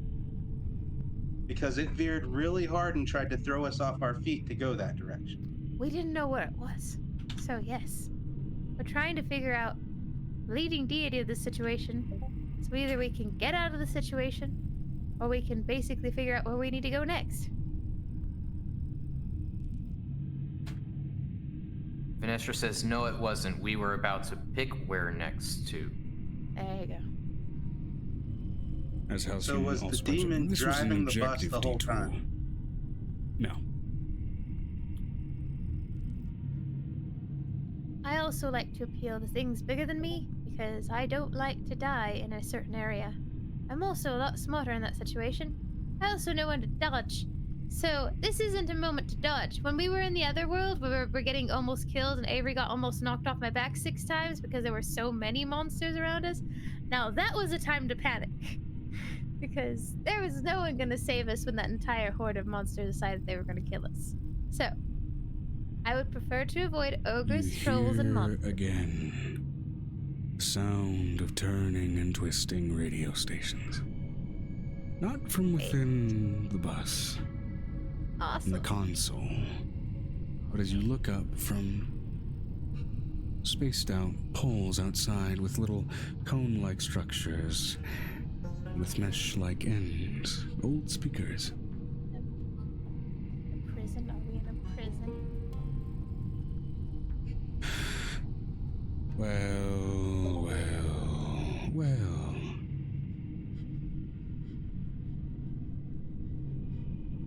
I was just curious about all of you.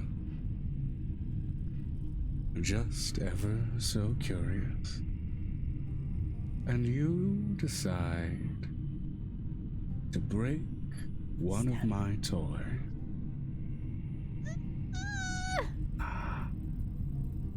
Needlessly rude, I would say, to someone who just wanted to learn about you. I've been said to have a near draconic obsession with new things.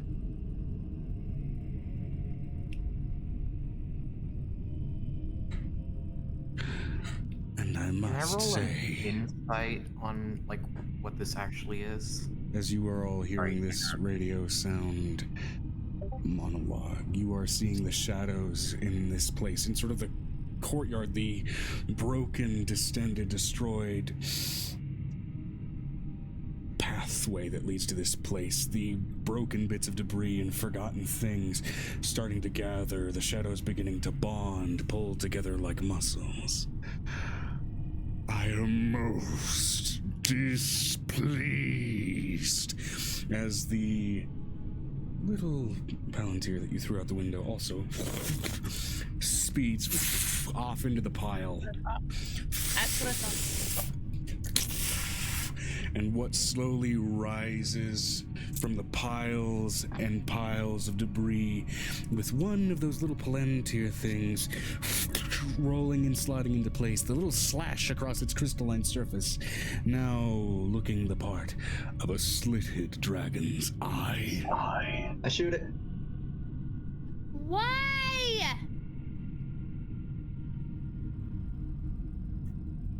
I'm trying to Stands stop it from before you with haunted, Why? heinous, wretched, murderous intent. Yeah, get that bus moving, V. I'm letting you know that Violet literally. I swear, if you shoot Santa, y'all have done 2 things that are stupid in this If y'all situation. would feel inclined to look into session art at this dragon-like thing that has been summoned before you. Oh my. What I was picturing was it was like forming together. So I was trying to shoot it before it I completed. mean, You're not gonna be able to. We'll get to that it's the whole point. next That was week my thinking. for the Abyss crew, as we, with You gotta that shift kill of scenery, move to a similarly darkened and claustrophobic space. Okay. We're not claustrophobic.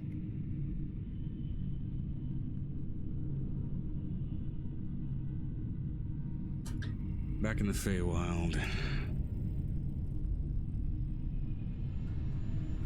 as I try to transition the image and the backdrop and everything, there we go.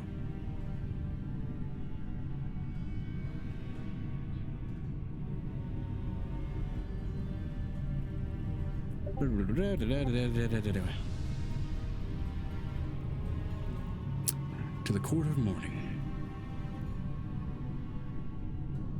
Angel and Nicodemus have distanced themselves as much as they can from that that series of abyssal portal golems.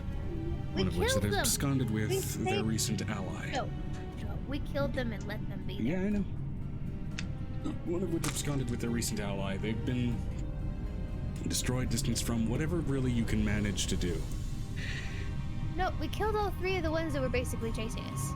Yeah, that was the summary point that I was making. Oh, okay. I'm a little confused because you're like, you distanced yourself. We didn't distance ourselves. They were decimated. Decimated. Nick looks to you, a little confused, a little concerned. Right, so, Grandpa's gone, and now we've got that demon bitch just kind of running wild, and Devil she's bitch. Devil. okay, devil bitch, excuse me. As you can see here, she's still within sight line. She's like a good 90 feet off, just killing rats that skitter by and shit. She seems bored, she seems antsy. She seems pissy.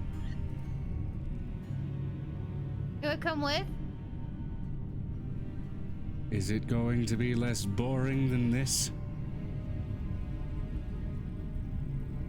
We're gonna go wake up the Archfey. Do I get to kill it? You can kill any of those big demon thingies that we find that are in our way. Fine.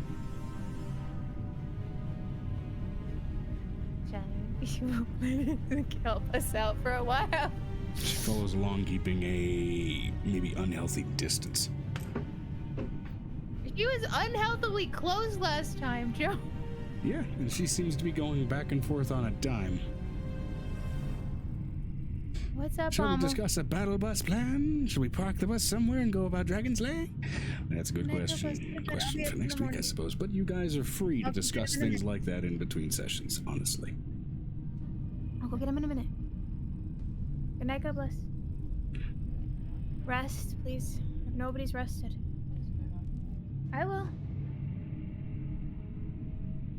So, Nick, I don't know how today is going to go. I don't know at all what we're gonna do. Other than try to wake it up.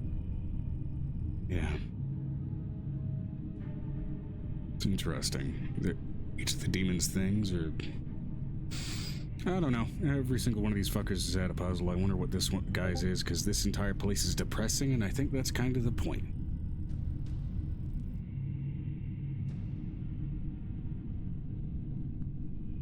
Do you know any death marches? Like death march songs? Death March songs. No, I can't say that I do.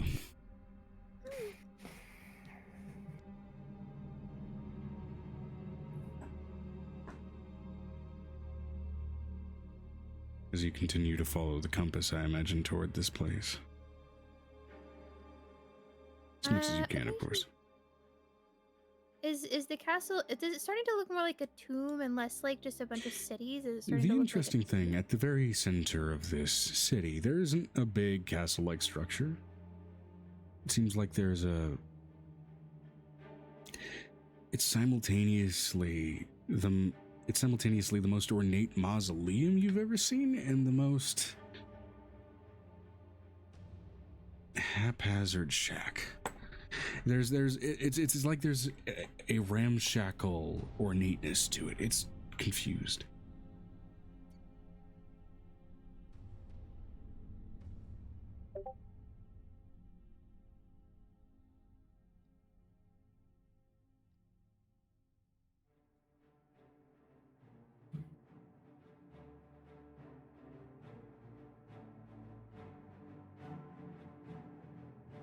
course, in that way, it's not dissimilar to the dwelling that Radigan chose, but he just chose it because he's a dirty bastard.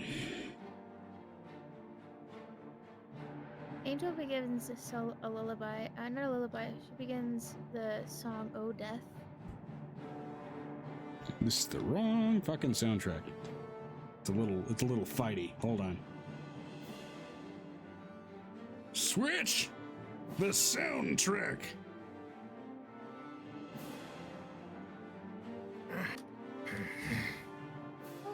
OBS does not want to listen.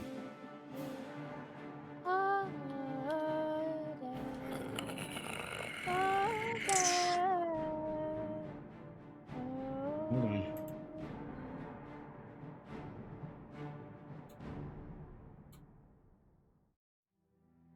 That ought to work. She begins to sing a march and an ode to death. Okay. Do you try and enter the shack, or are you just singing this from the outside? I take out a pole bear. And I make Nicodemus take a pole, and I put a stuffed animal on top of it to look like a pole bear. Mm-hmm.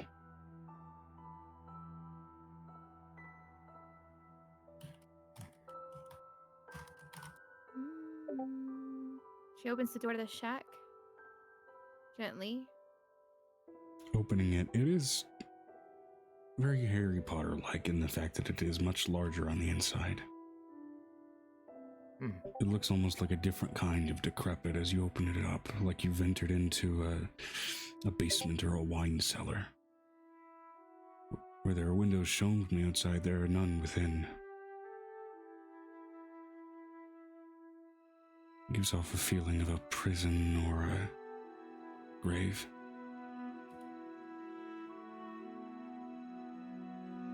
And yet, a bedroom. There's a tiredness despite its expansiveness.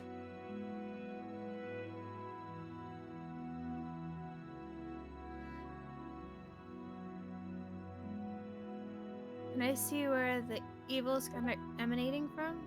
The thing that's keeping him asleep? Is it just the cold? All within an odd twist. There are only two major things of note that seem to be nearby. The figure that you see bundled up heavily in blankets, long, overly slender proportioned like any overextensive and well whimsied fae that you've seen, but held in its arms and then almost wrapping around it and piercing into and through its skin like twisted and corrupted roots, tendrils, veins, maybe. A seemingly innocuous teddy bear.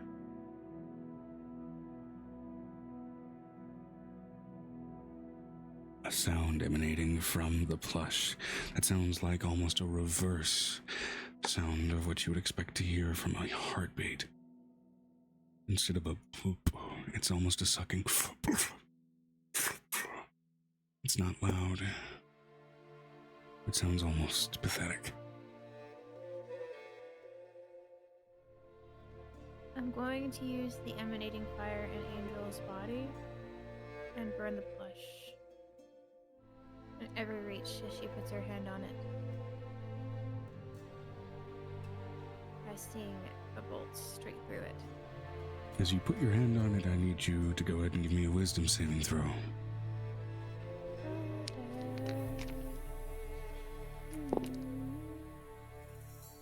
Ooh, I'm lucky. 19 plus. Oh, angel sheet. Angel sheet, please. Please don't do this to me.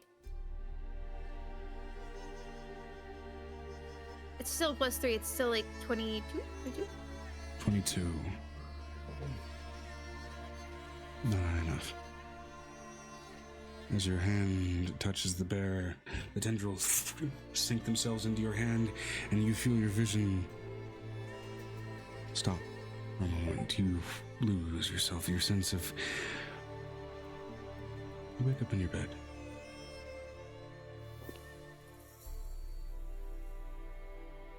Your bedroom, you're next to Nick, you're surrounded by your children.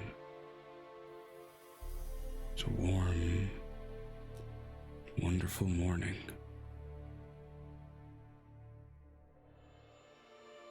You can smell that aroma of Farah cooking downstairs, probably with the many other mothers that you've forcefully adopted into the family.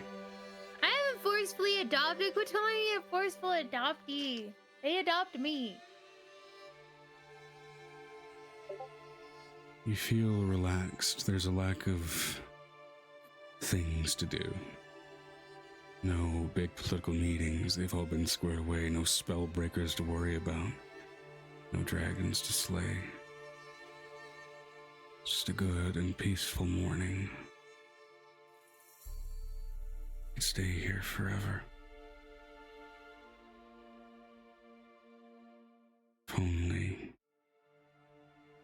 If only you were ever given the chance.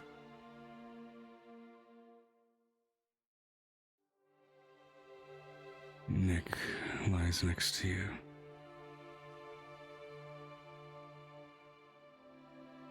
Puffy. It's time to wake up. Get out of the bed. Do I have anything to indicate that I'm not in the right place? Other than the itch? Not with that saving throw. I don't have anything higher than a 23. That's all I got. Oh wait, I had dragon up, didn't I? Whoops. Okay, that would made it. That actually does change it, Joe. Can I make a secondary wisdom save? What was the I thought I bonus? had dragon. The +5 to my wisdom. Okay, the DC was 25. Okay. As in that peaceful moment, it's time to wake up. It all sort of echoes through your mind. You hear Nick's voice. Wake up, love. Get your ass up. Let me get you out of this fucking thing. And there's that conflict. But as you wrench free, there's this beautiful, peaceful, heavenly moment. You don't want to leave it, but you have to. And you snap free. Because of Angel's desire to actually not have that rest all the time. And she knows it. She's gonna know that Pip is in trouble. It's like an innate sense that something's wrong. That's what she's been living With off of that right does now. come a realization as well.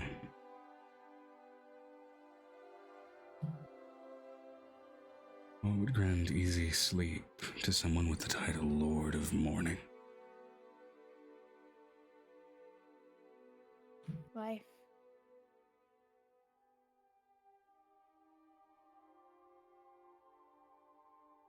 It was already suggested by the nightmare that this one might have been easy to put to sleep, unlike the others.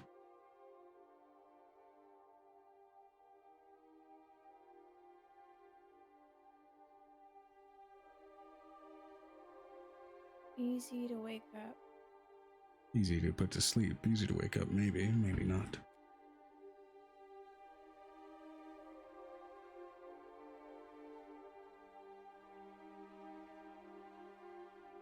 He's always weeping and always mourning. There He's are no always depressed. tears on the face that you can see.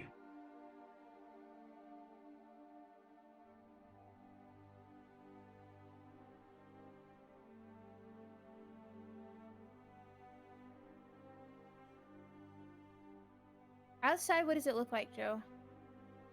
Is it a desert? Outside? No. It seems to be like, with the nature of the city and everything else, it almost seems to be like it's just this contained, isolated, and sealed unit of a city, contained within a cave, almost putting subterranean in further subterraneanity. It's this compressed location. It's almost claustrophobic, but just barely not fear-inducing. As much as it is just... Or the feeling of being trapped and accepting it.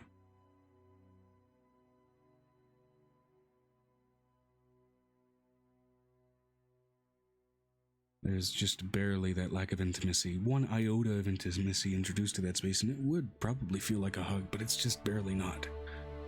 It's the want for what isn't there. That's this entire court. He's lonely.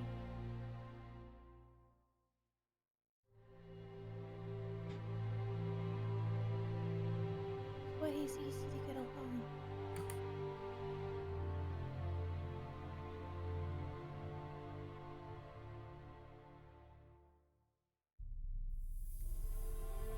I'm gonna change this bear. I'm gonna cast Awaken on the bear. You cast the spell in the head, turns around 180 degrees. The stitching opens like teeth. You assume I'm not already awake? I'm letting you know she kisses this thing and breathes fire straight into its gut.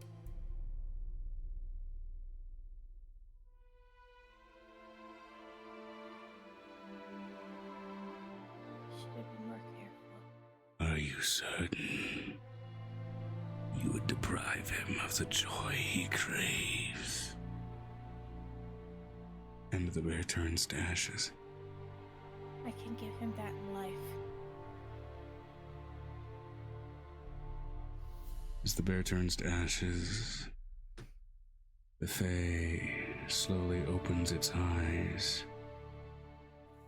Bed disappearing. No swift movement. No solid fluidity. It's almost like he goes from that laying position, and almost like a snap, a skip in a broken disc, a lag. He's standing. Hunched, looking to the floor. Tears black as ink, staining his face. Why did you wake me? Why? The world will die if you do not wake. We The will become world is another here in already the dead. world.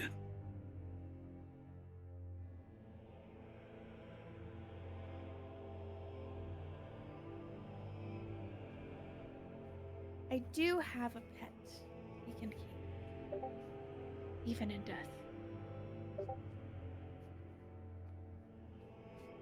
As the face just barely doesn't look in your direction, it looks simultaneously like the saddest 90-year-old man you've ever seen.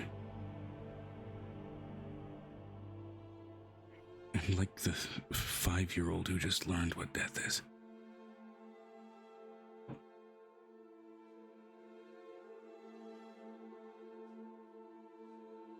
And fluttering in between teenage years, adult years, every conceivable moment of that crushing feeling of mourning and how it affects the different stages of life embodied in this twisted Lord of Fairy.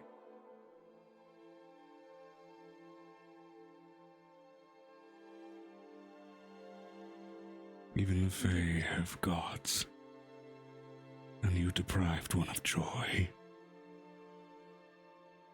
So I can give him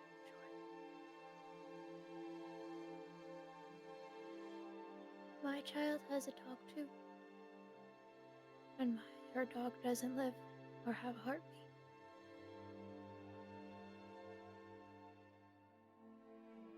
Have you ever wondered what it would feel like to miss them? At the utterance of that sentence alone, you are flooded with a sense of anxiety, as if the necklace isn't around your neck. That brief instant of emotion, them being gone,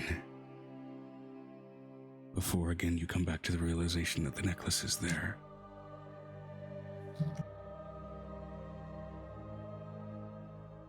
If you help me,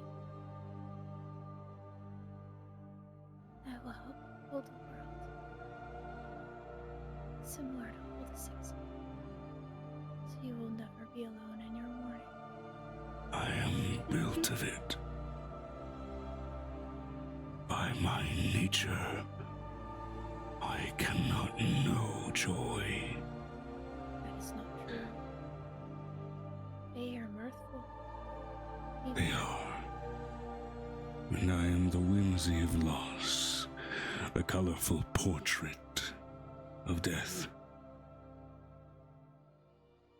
Would you hide your sorrows? The death of your father? No. Would you forget it? No. I would not mask what I am. It's not a mask. Lost souls need somewhere to go, even in the Feywild. I don't deal in the dead. I deal with those who miss them.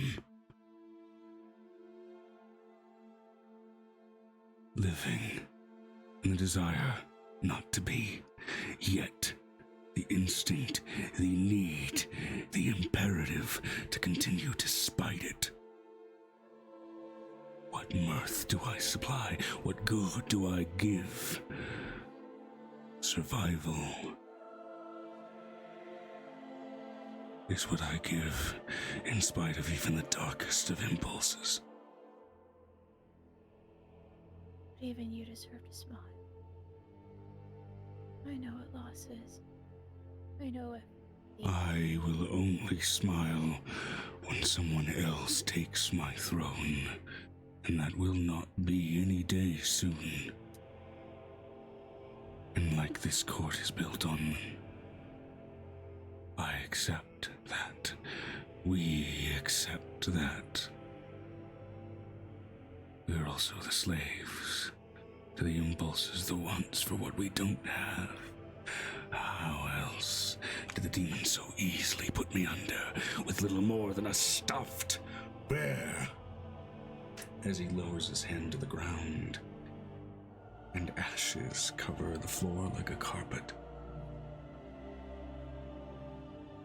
Joe, I know that the Chamois, you said that the Chamois had puppies during You were coming in very quiet.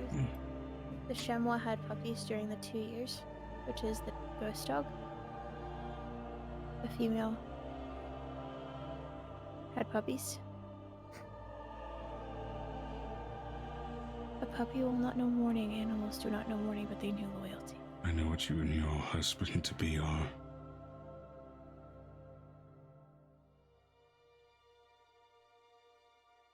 Maybe A mark Royard of put mourning. me in your path for a reason.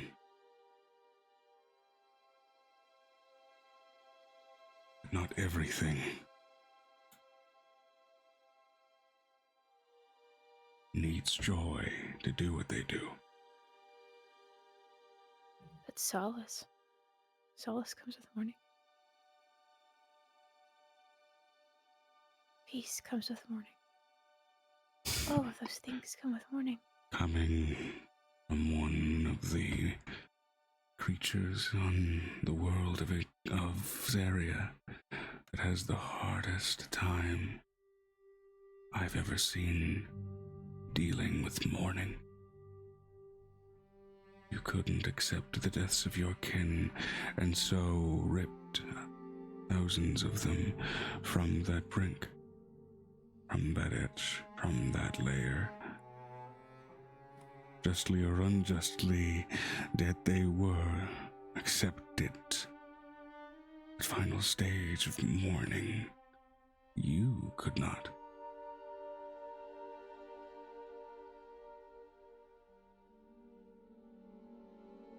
What little impulse do you keep yourself a knife's edge from accepting what bigger truth, dark and terrible as it is, are you afraid to accept? I'm not afraid to accept their death. That's what you don't get. I wasn't asking about their deaths. I was asking you a question. I'm giving you the answer if you'd give me a moment.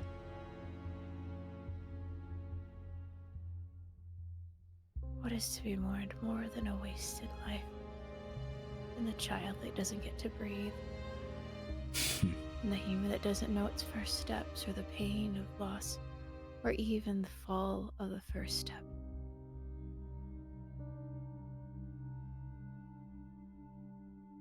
While there is pain in this world, should we shy from it? No. Should we not get to experience it?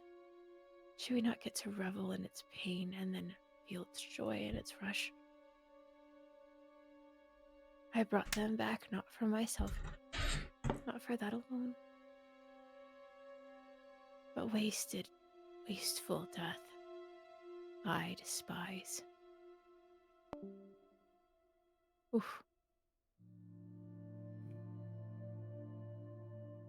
Was it Ethan that dropped out? Yeah, yeah, he's he has tired. to go.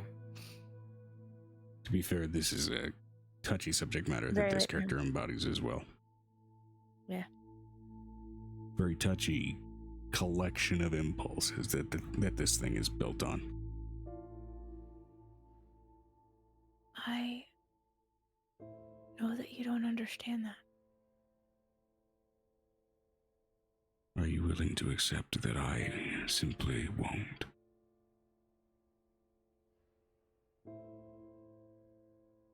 It's not for me. I am not mortal. You know what? Do you know what people build graves? Reminders. No. They don't need reminders. They have reminders. They have memories. They have pain. They have the absolute feeling of the loss. Do you know why they built them? Enlighten me. To remind themselves that they were there, that they lived, that the memories in their mind are half there. And they're not just for them, it's just for the satisfaction of it. So if I give you something, it's for my own satisfaction. If you choose not to take it and it follows me back, that is your decision.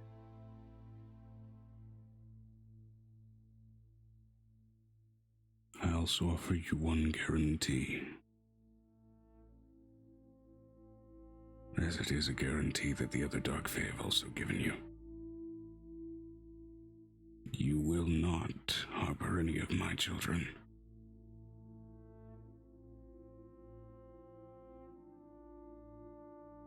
I am marked by Pef. I expect nothing less. You decided to leave 3 worlds already. Did you God know I'm forbid one it of the should. only Fae that doesn't actually have offspring? You don't need them. All of my kin are adopted. All in their sorrows. Until they move on.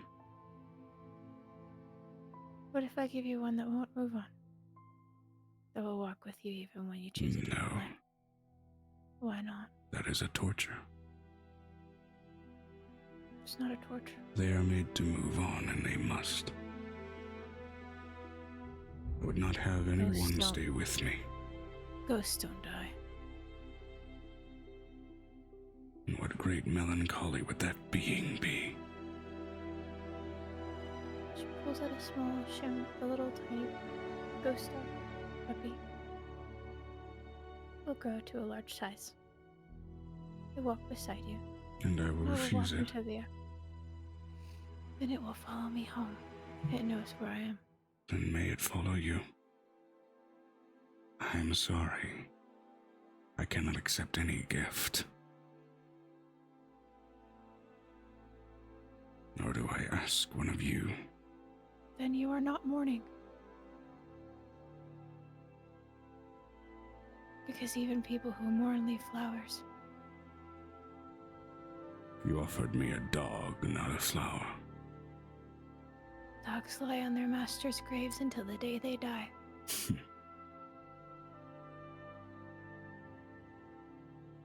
They will search for the smell of their master until they find it underground, and they will die next to it. They will come every day if they have Make to. a persuasion especially check. loyal ones. You can tell socially, I mean, very obviously, this is the kind of melancholy that he's embodying. That is the refusing to listen kind of melancholy. That But is a natural 20. With the +2 to my charisma bump. And the +21 to persuasion. I will not stop That you makes- should you leave one here. Name him what you will. Demons. The fetid little things. Every warrior needs a hound. They played on our desires. So easy are we to slip into them. Maybe we should trap them in theirs. Maybe we should. he drags his hands lucidly through the ashes. And you see, just outside of one of the windows, a little imp start to smile the widest, most twisted smile you've ever seen, as yet fiery tears well into its eyes, sink through its teeth, and it literally just starts to fade back in a bluish purple fire, way into the abyss. Joyous death, with no sadism to accompany it, but great desire and melancholy to the echoes of the redigested souls in a demon lives upon and with. They die and wither. I've seen them. Why not trap them in the barest echoes of what they used to be?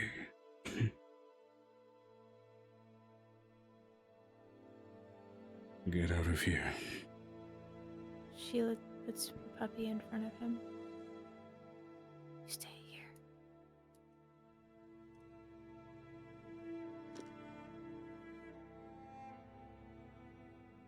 I will not offer you my name, though I already know yours. One day you will give it to me. One day when I do dealings. One day when I come to give you what you Think need. your most crushing thought. The thought that refuses your want to wake. And you will hear it in the echoed impulses at the edge of your mind.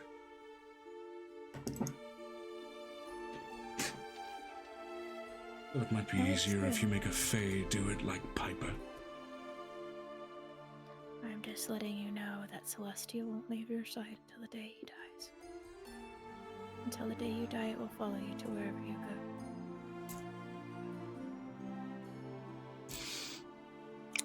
Yeah, this phase all about headspace, and I don't like playing him. But I'm just like, okay, I gotta really embody like the tired, the fucked, and the sad, and this is that guy. I don't know what you're going to name him, but the name we've been using so far is Fluff, because we don't really know what to call him because he has the longest hair out of all of the dogs. So he may trip a little, just a little. You're not sure where you hear the whisper from. Almost like a back impulse that again isn't quite in your voice. Tough.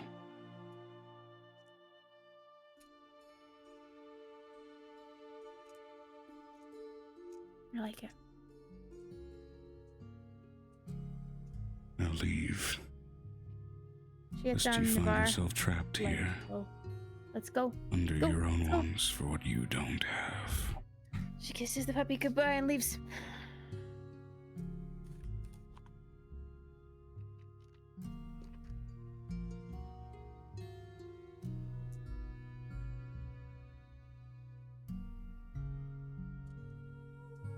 I'm so glad we were able to get rid of those pups a little bit. As you leave the place, you do notice now that the inhabitants here are starting to move slowly. And you can see just barely imps, other demons that were barely invisible, starting to fade in twisted and wrong smiles. Each of them bear. It's the creepiest fucking thing you've ever seen. Well, maybe not the creepiest, but it's creepy. It's up there. DM, can I circumvent something?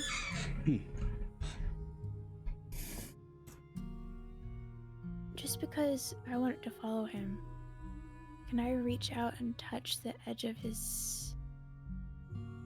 can I think this to Nicodemus first before we leave? Before we get on the bar? Sure. Just very briefly. If he can touch my back and I can imagine the egg and he can too. And I can touch the dog and then touch him. And touch them together and see if it'll just do the barest bit of fey magic so the dog won't feel uncomfortable. Roll me a vibe check. Not bad. 19 plus 12. Oh, plus 15, sorry. That is plenty.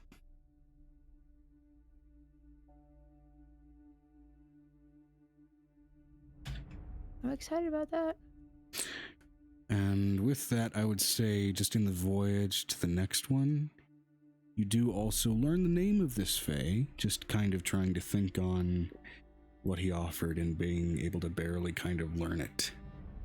Okay. And it's going to be 1, 2, 3, 4. It's going to be number 4. Thank you. That is Rulam, Lord of Morning.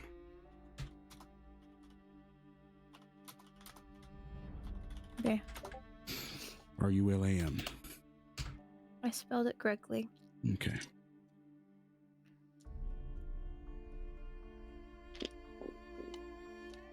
Speaking of which, the Fae Pantheon is being updated steadily as you guys actually learn the names of these Fae.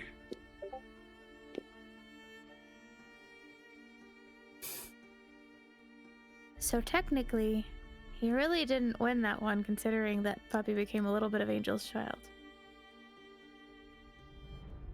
So just a little Still bit of magic. technically won't be Angel having one of his kids. I know. But it's just that little bit of adoptee moment. Yeah. That is a character that I really don't feel like playing again anytime soon, because that's like, okay, let's dive into some really harsh headspace. Dark headspace. You need to apologize to Ethan. I thought Ethan went for his own reasons. I'll explain it in a minute.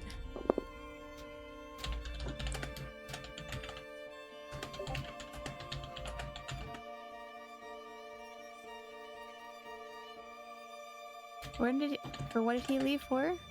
Where's in the chat? Yeah, told us. I think it was it in, no, where did he say it? Get up early for work. Yeah. Okay. Alright.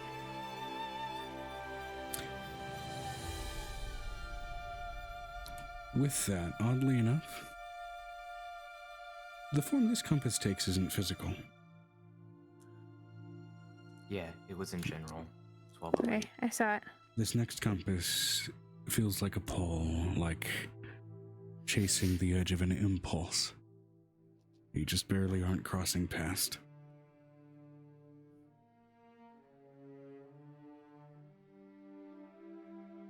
Not toward any of the further dark fae. Back toward Piff.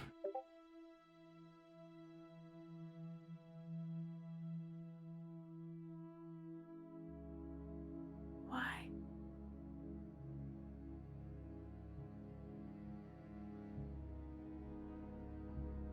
We run out of time.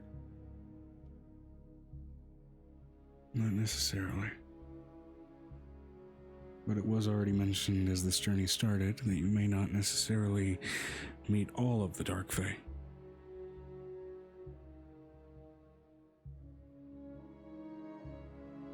Once enough of them woke up, the others may follow.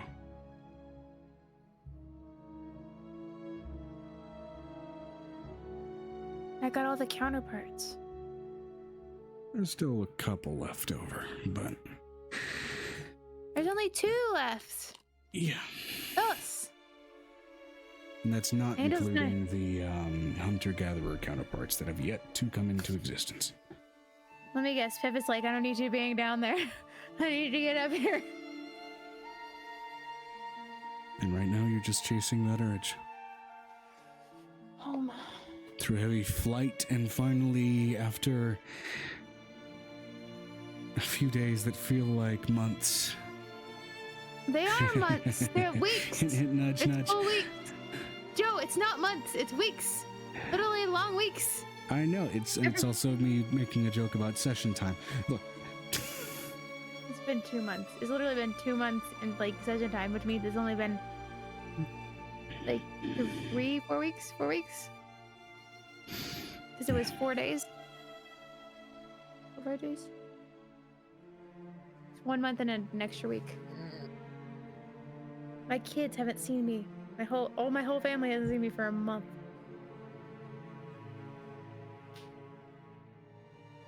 You fly up, and you see many courts, even just where you've surfaced, gathered together like a conjoined, mismatched army of the positive Fae courts. Bashing against and fighting a demonic front.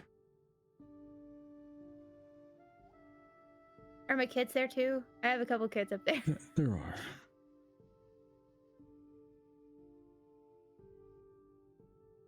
Which, by the way, I should make a lore note. And this is my way of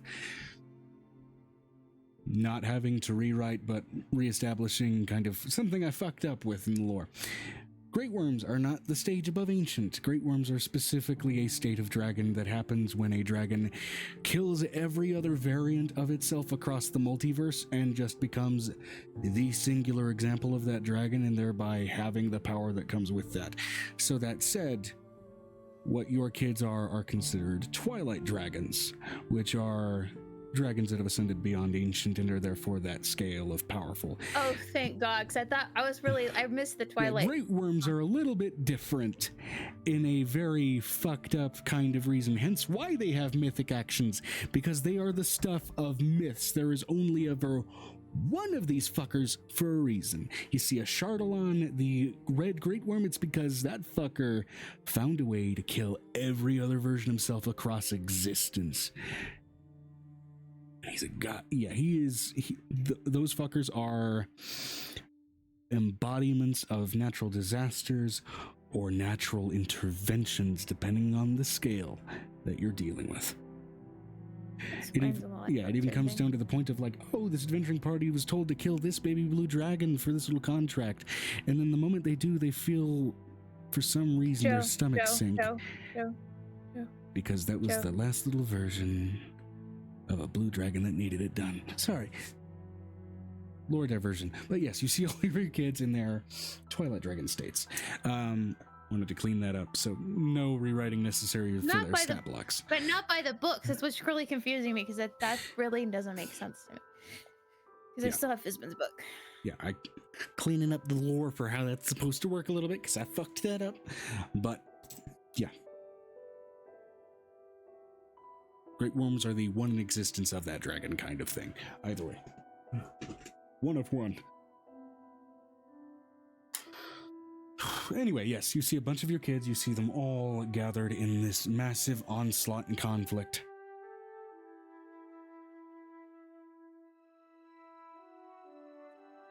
And many of those Fae gathered together. How bad is Arlene crying at this point? Arlene ain't crying. He is wearing armor and carving up as many demons as you can see. And each of the normal Fey courts are also battling, many of whom not wearing their normal garb, some of whom in damaged armor, some of whom even taking on scars, but still fighting through Fey after Fey after Fey. You see Piff. Usually he's got this, very flourished, very robed, very playful attire. The coral armor that you remember seeing him wear, stripped and broken down. Very little of it remains. There is a pauldron and sort of full arm brace that goes down his right arm, it mostly broken away. There's no chest plate left. His other arm is completely bare. He's got basically what seems to be a gathering of hides and cloaks and other bits of clothing around his legs to serve as sort of a cloth barrier for armor, and he is fighting and carving and slashing and basically using waves, literal waves as blade weapons, like, if you've seen the kind of damage that a fucking pressure washer can do. He's doing that to swaths of demons. And he's taken on a few slashes of his own, but he seems unfazed, and if anything, he seems all the more amped up and empowered to be in this fight. Through some of those waves, you swear some of them take on serpent-like shapes.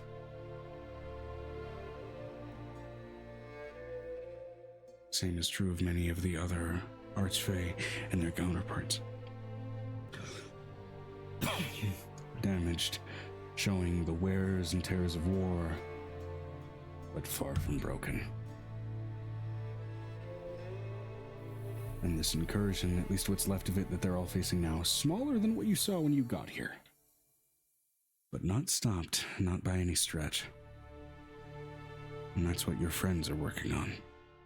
Or at least trying to. I have a question. Yeah. Can I create a mass illusion of an eclipse? A mass illusion for what purpose?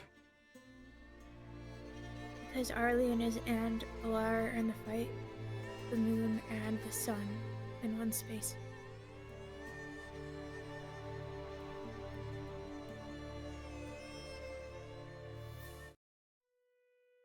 Moon and the sun in one space. Who are you asking to summon forth an illusion? A mass illusion. A huge one. And who are you asking to summon that forth?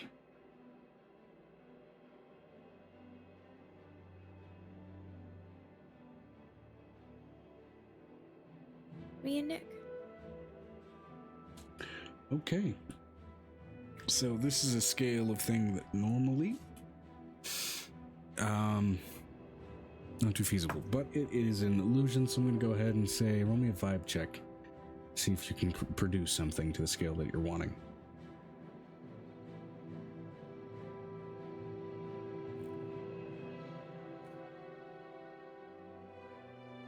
Can I describe how I want to do it first? Sure.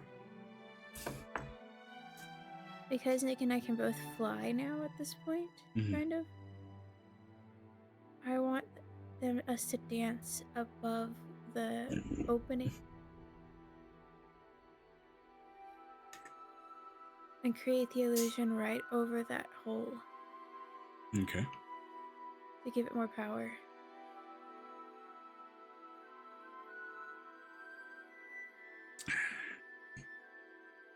Dance above the hole to give it more power. Okay. Well, to give the closing of it more power. The light and the darkness. Yeah. So question. It'd be the first time where the moon can touch the sun. Are you looking to do a lunar eclipse or a solar one? Because that's reliant basically on the position of either celestial object. But there's 2 moons. There's 3.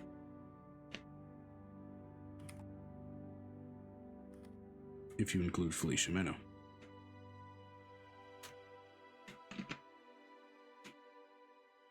gonna use Flimley Shumana as the front one. Okay, so you're gonna try and create an illusion of a triple lunar eclipse.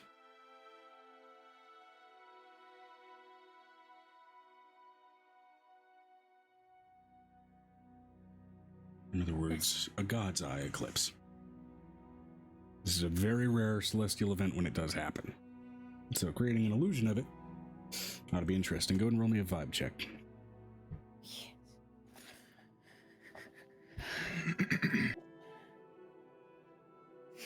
These God's Eye eclipses, I'm pretty sure the name I gave it. I might have named it something else, but God's Eye sounds fitting right now. It's a God's Eye because all three of them are made from different gods. If I remember correctly, the lore. Again, I might have given it a different name, but God's Eye seems fitting. As a natural 20 DM plus the 15. 15. Okay. Oh, plus 5 to that. Because I have a high plus 5 to my wisdom scores. All right, you and Nick raise your hands to the sky, focusing hard get on. in the sky. Get in the sky, and wave your hands in the air like you just don't care. Okay, you through It's as a worship dance. through as much magic as you can muster. The sky,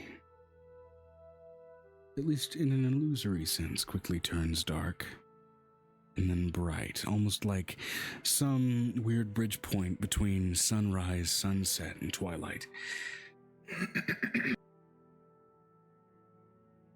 And you swear as you see the imagery of one moon pass before the sun. It's that calm and typical eclipse image, and then another moon passes in front of it, creating instead an outline almost of the sun, a separate lighting, almost like a full moon on top of an eclipse. And then finally, the third spinning moon coming in, almost like creating a glowing, burning, ever moving, ever flowing eye. It's an illusion, so not quite as significant as the real thing. But it's still enough to for me to grant you this. Give me a percentile roll. Percentile die?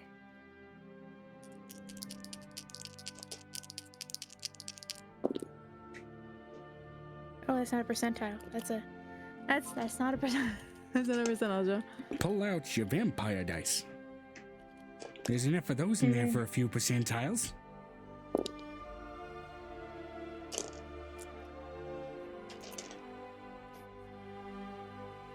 We're just about, Dad. Oh, shit. As a natural hunter, Joe?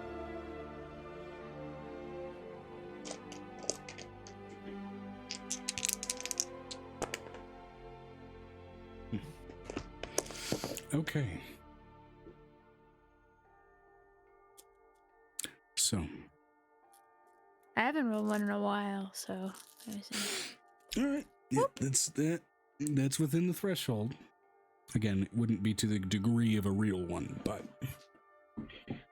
Okay. something flashes as that eclipse is formed and the illusion dissipates. The sun and the moons go back to where they were, the illusion dissipating even without your magical intervention, yet the sky remains the same color. The same mid-tone of dusk, dawn, and twilight. That mystical moment before and evading daylight.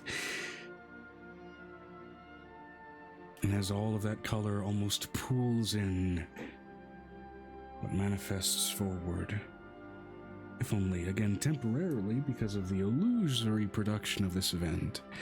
And I'm allowing this as a one-time thing for doing this. I'm happy.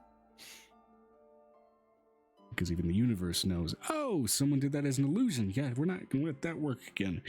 But looks like they're in trouble. They need this. You see, extending out in this massive pair what appear to be dragon-like but still feather-covered wings, the skin black but radiating solar gold,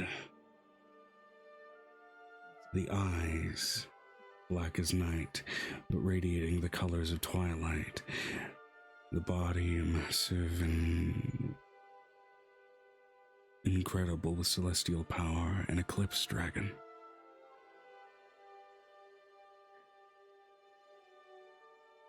As it flies onto the battlefield and lets out a breath that for a moment makes no sound, no dragon's roar, until it explodes forth with a wave of solar and lunar power, turning many of the demons on the battlefield to stone and adding further, well, aid to the Fey side of this onslaught. And hopefully, making the next steps for the crew in the Abyss a little bit easier.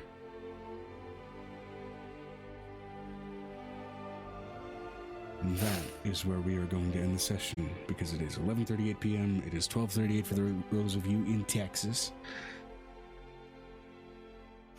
Indeed.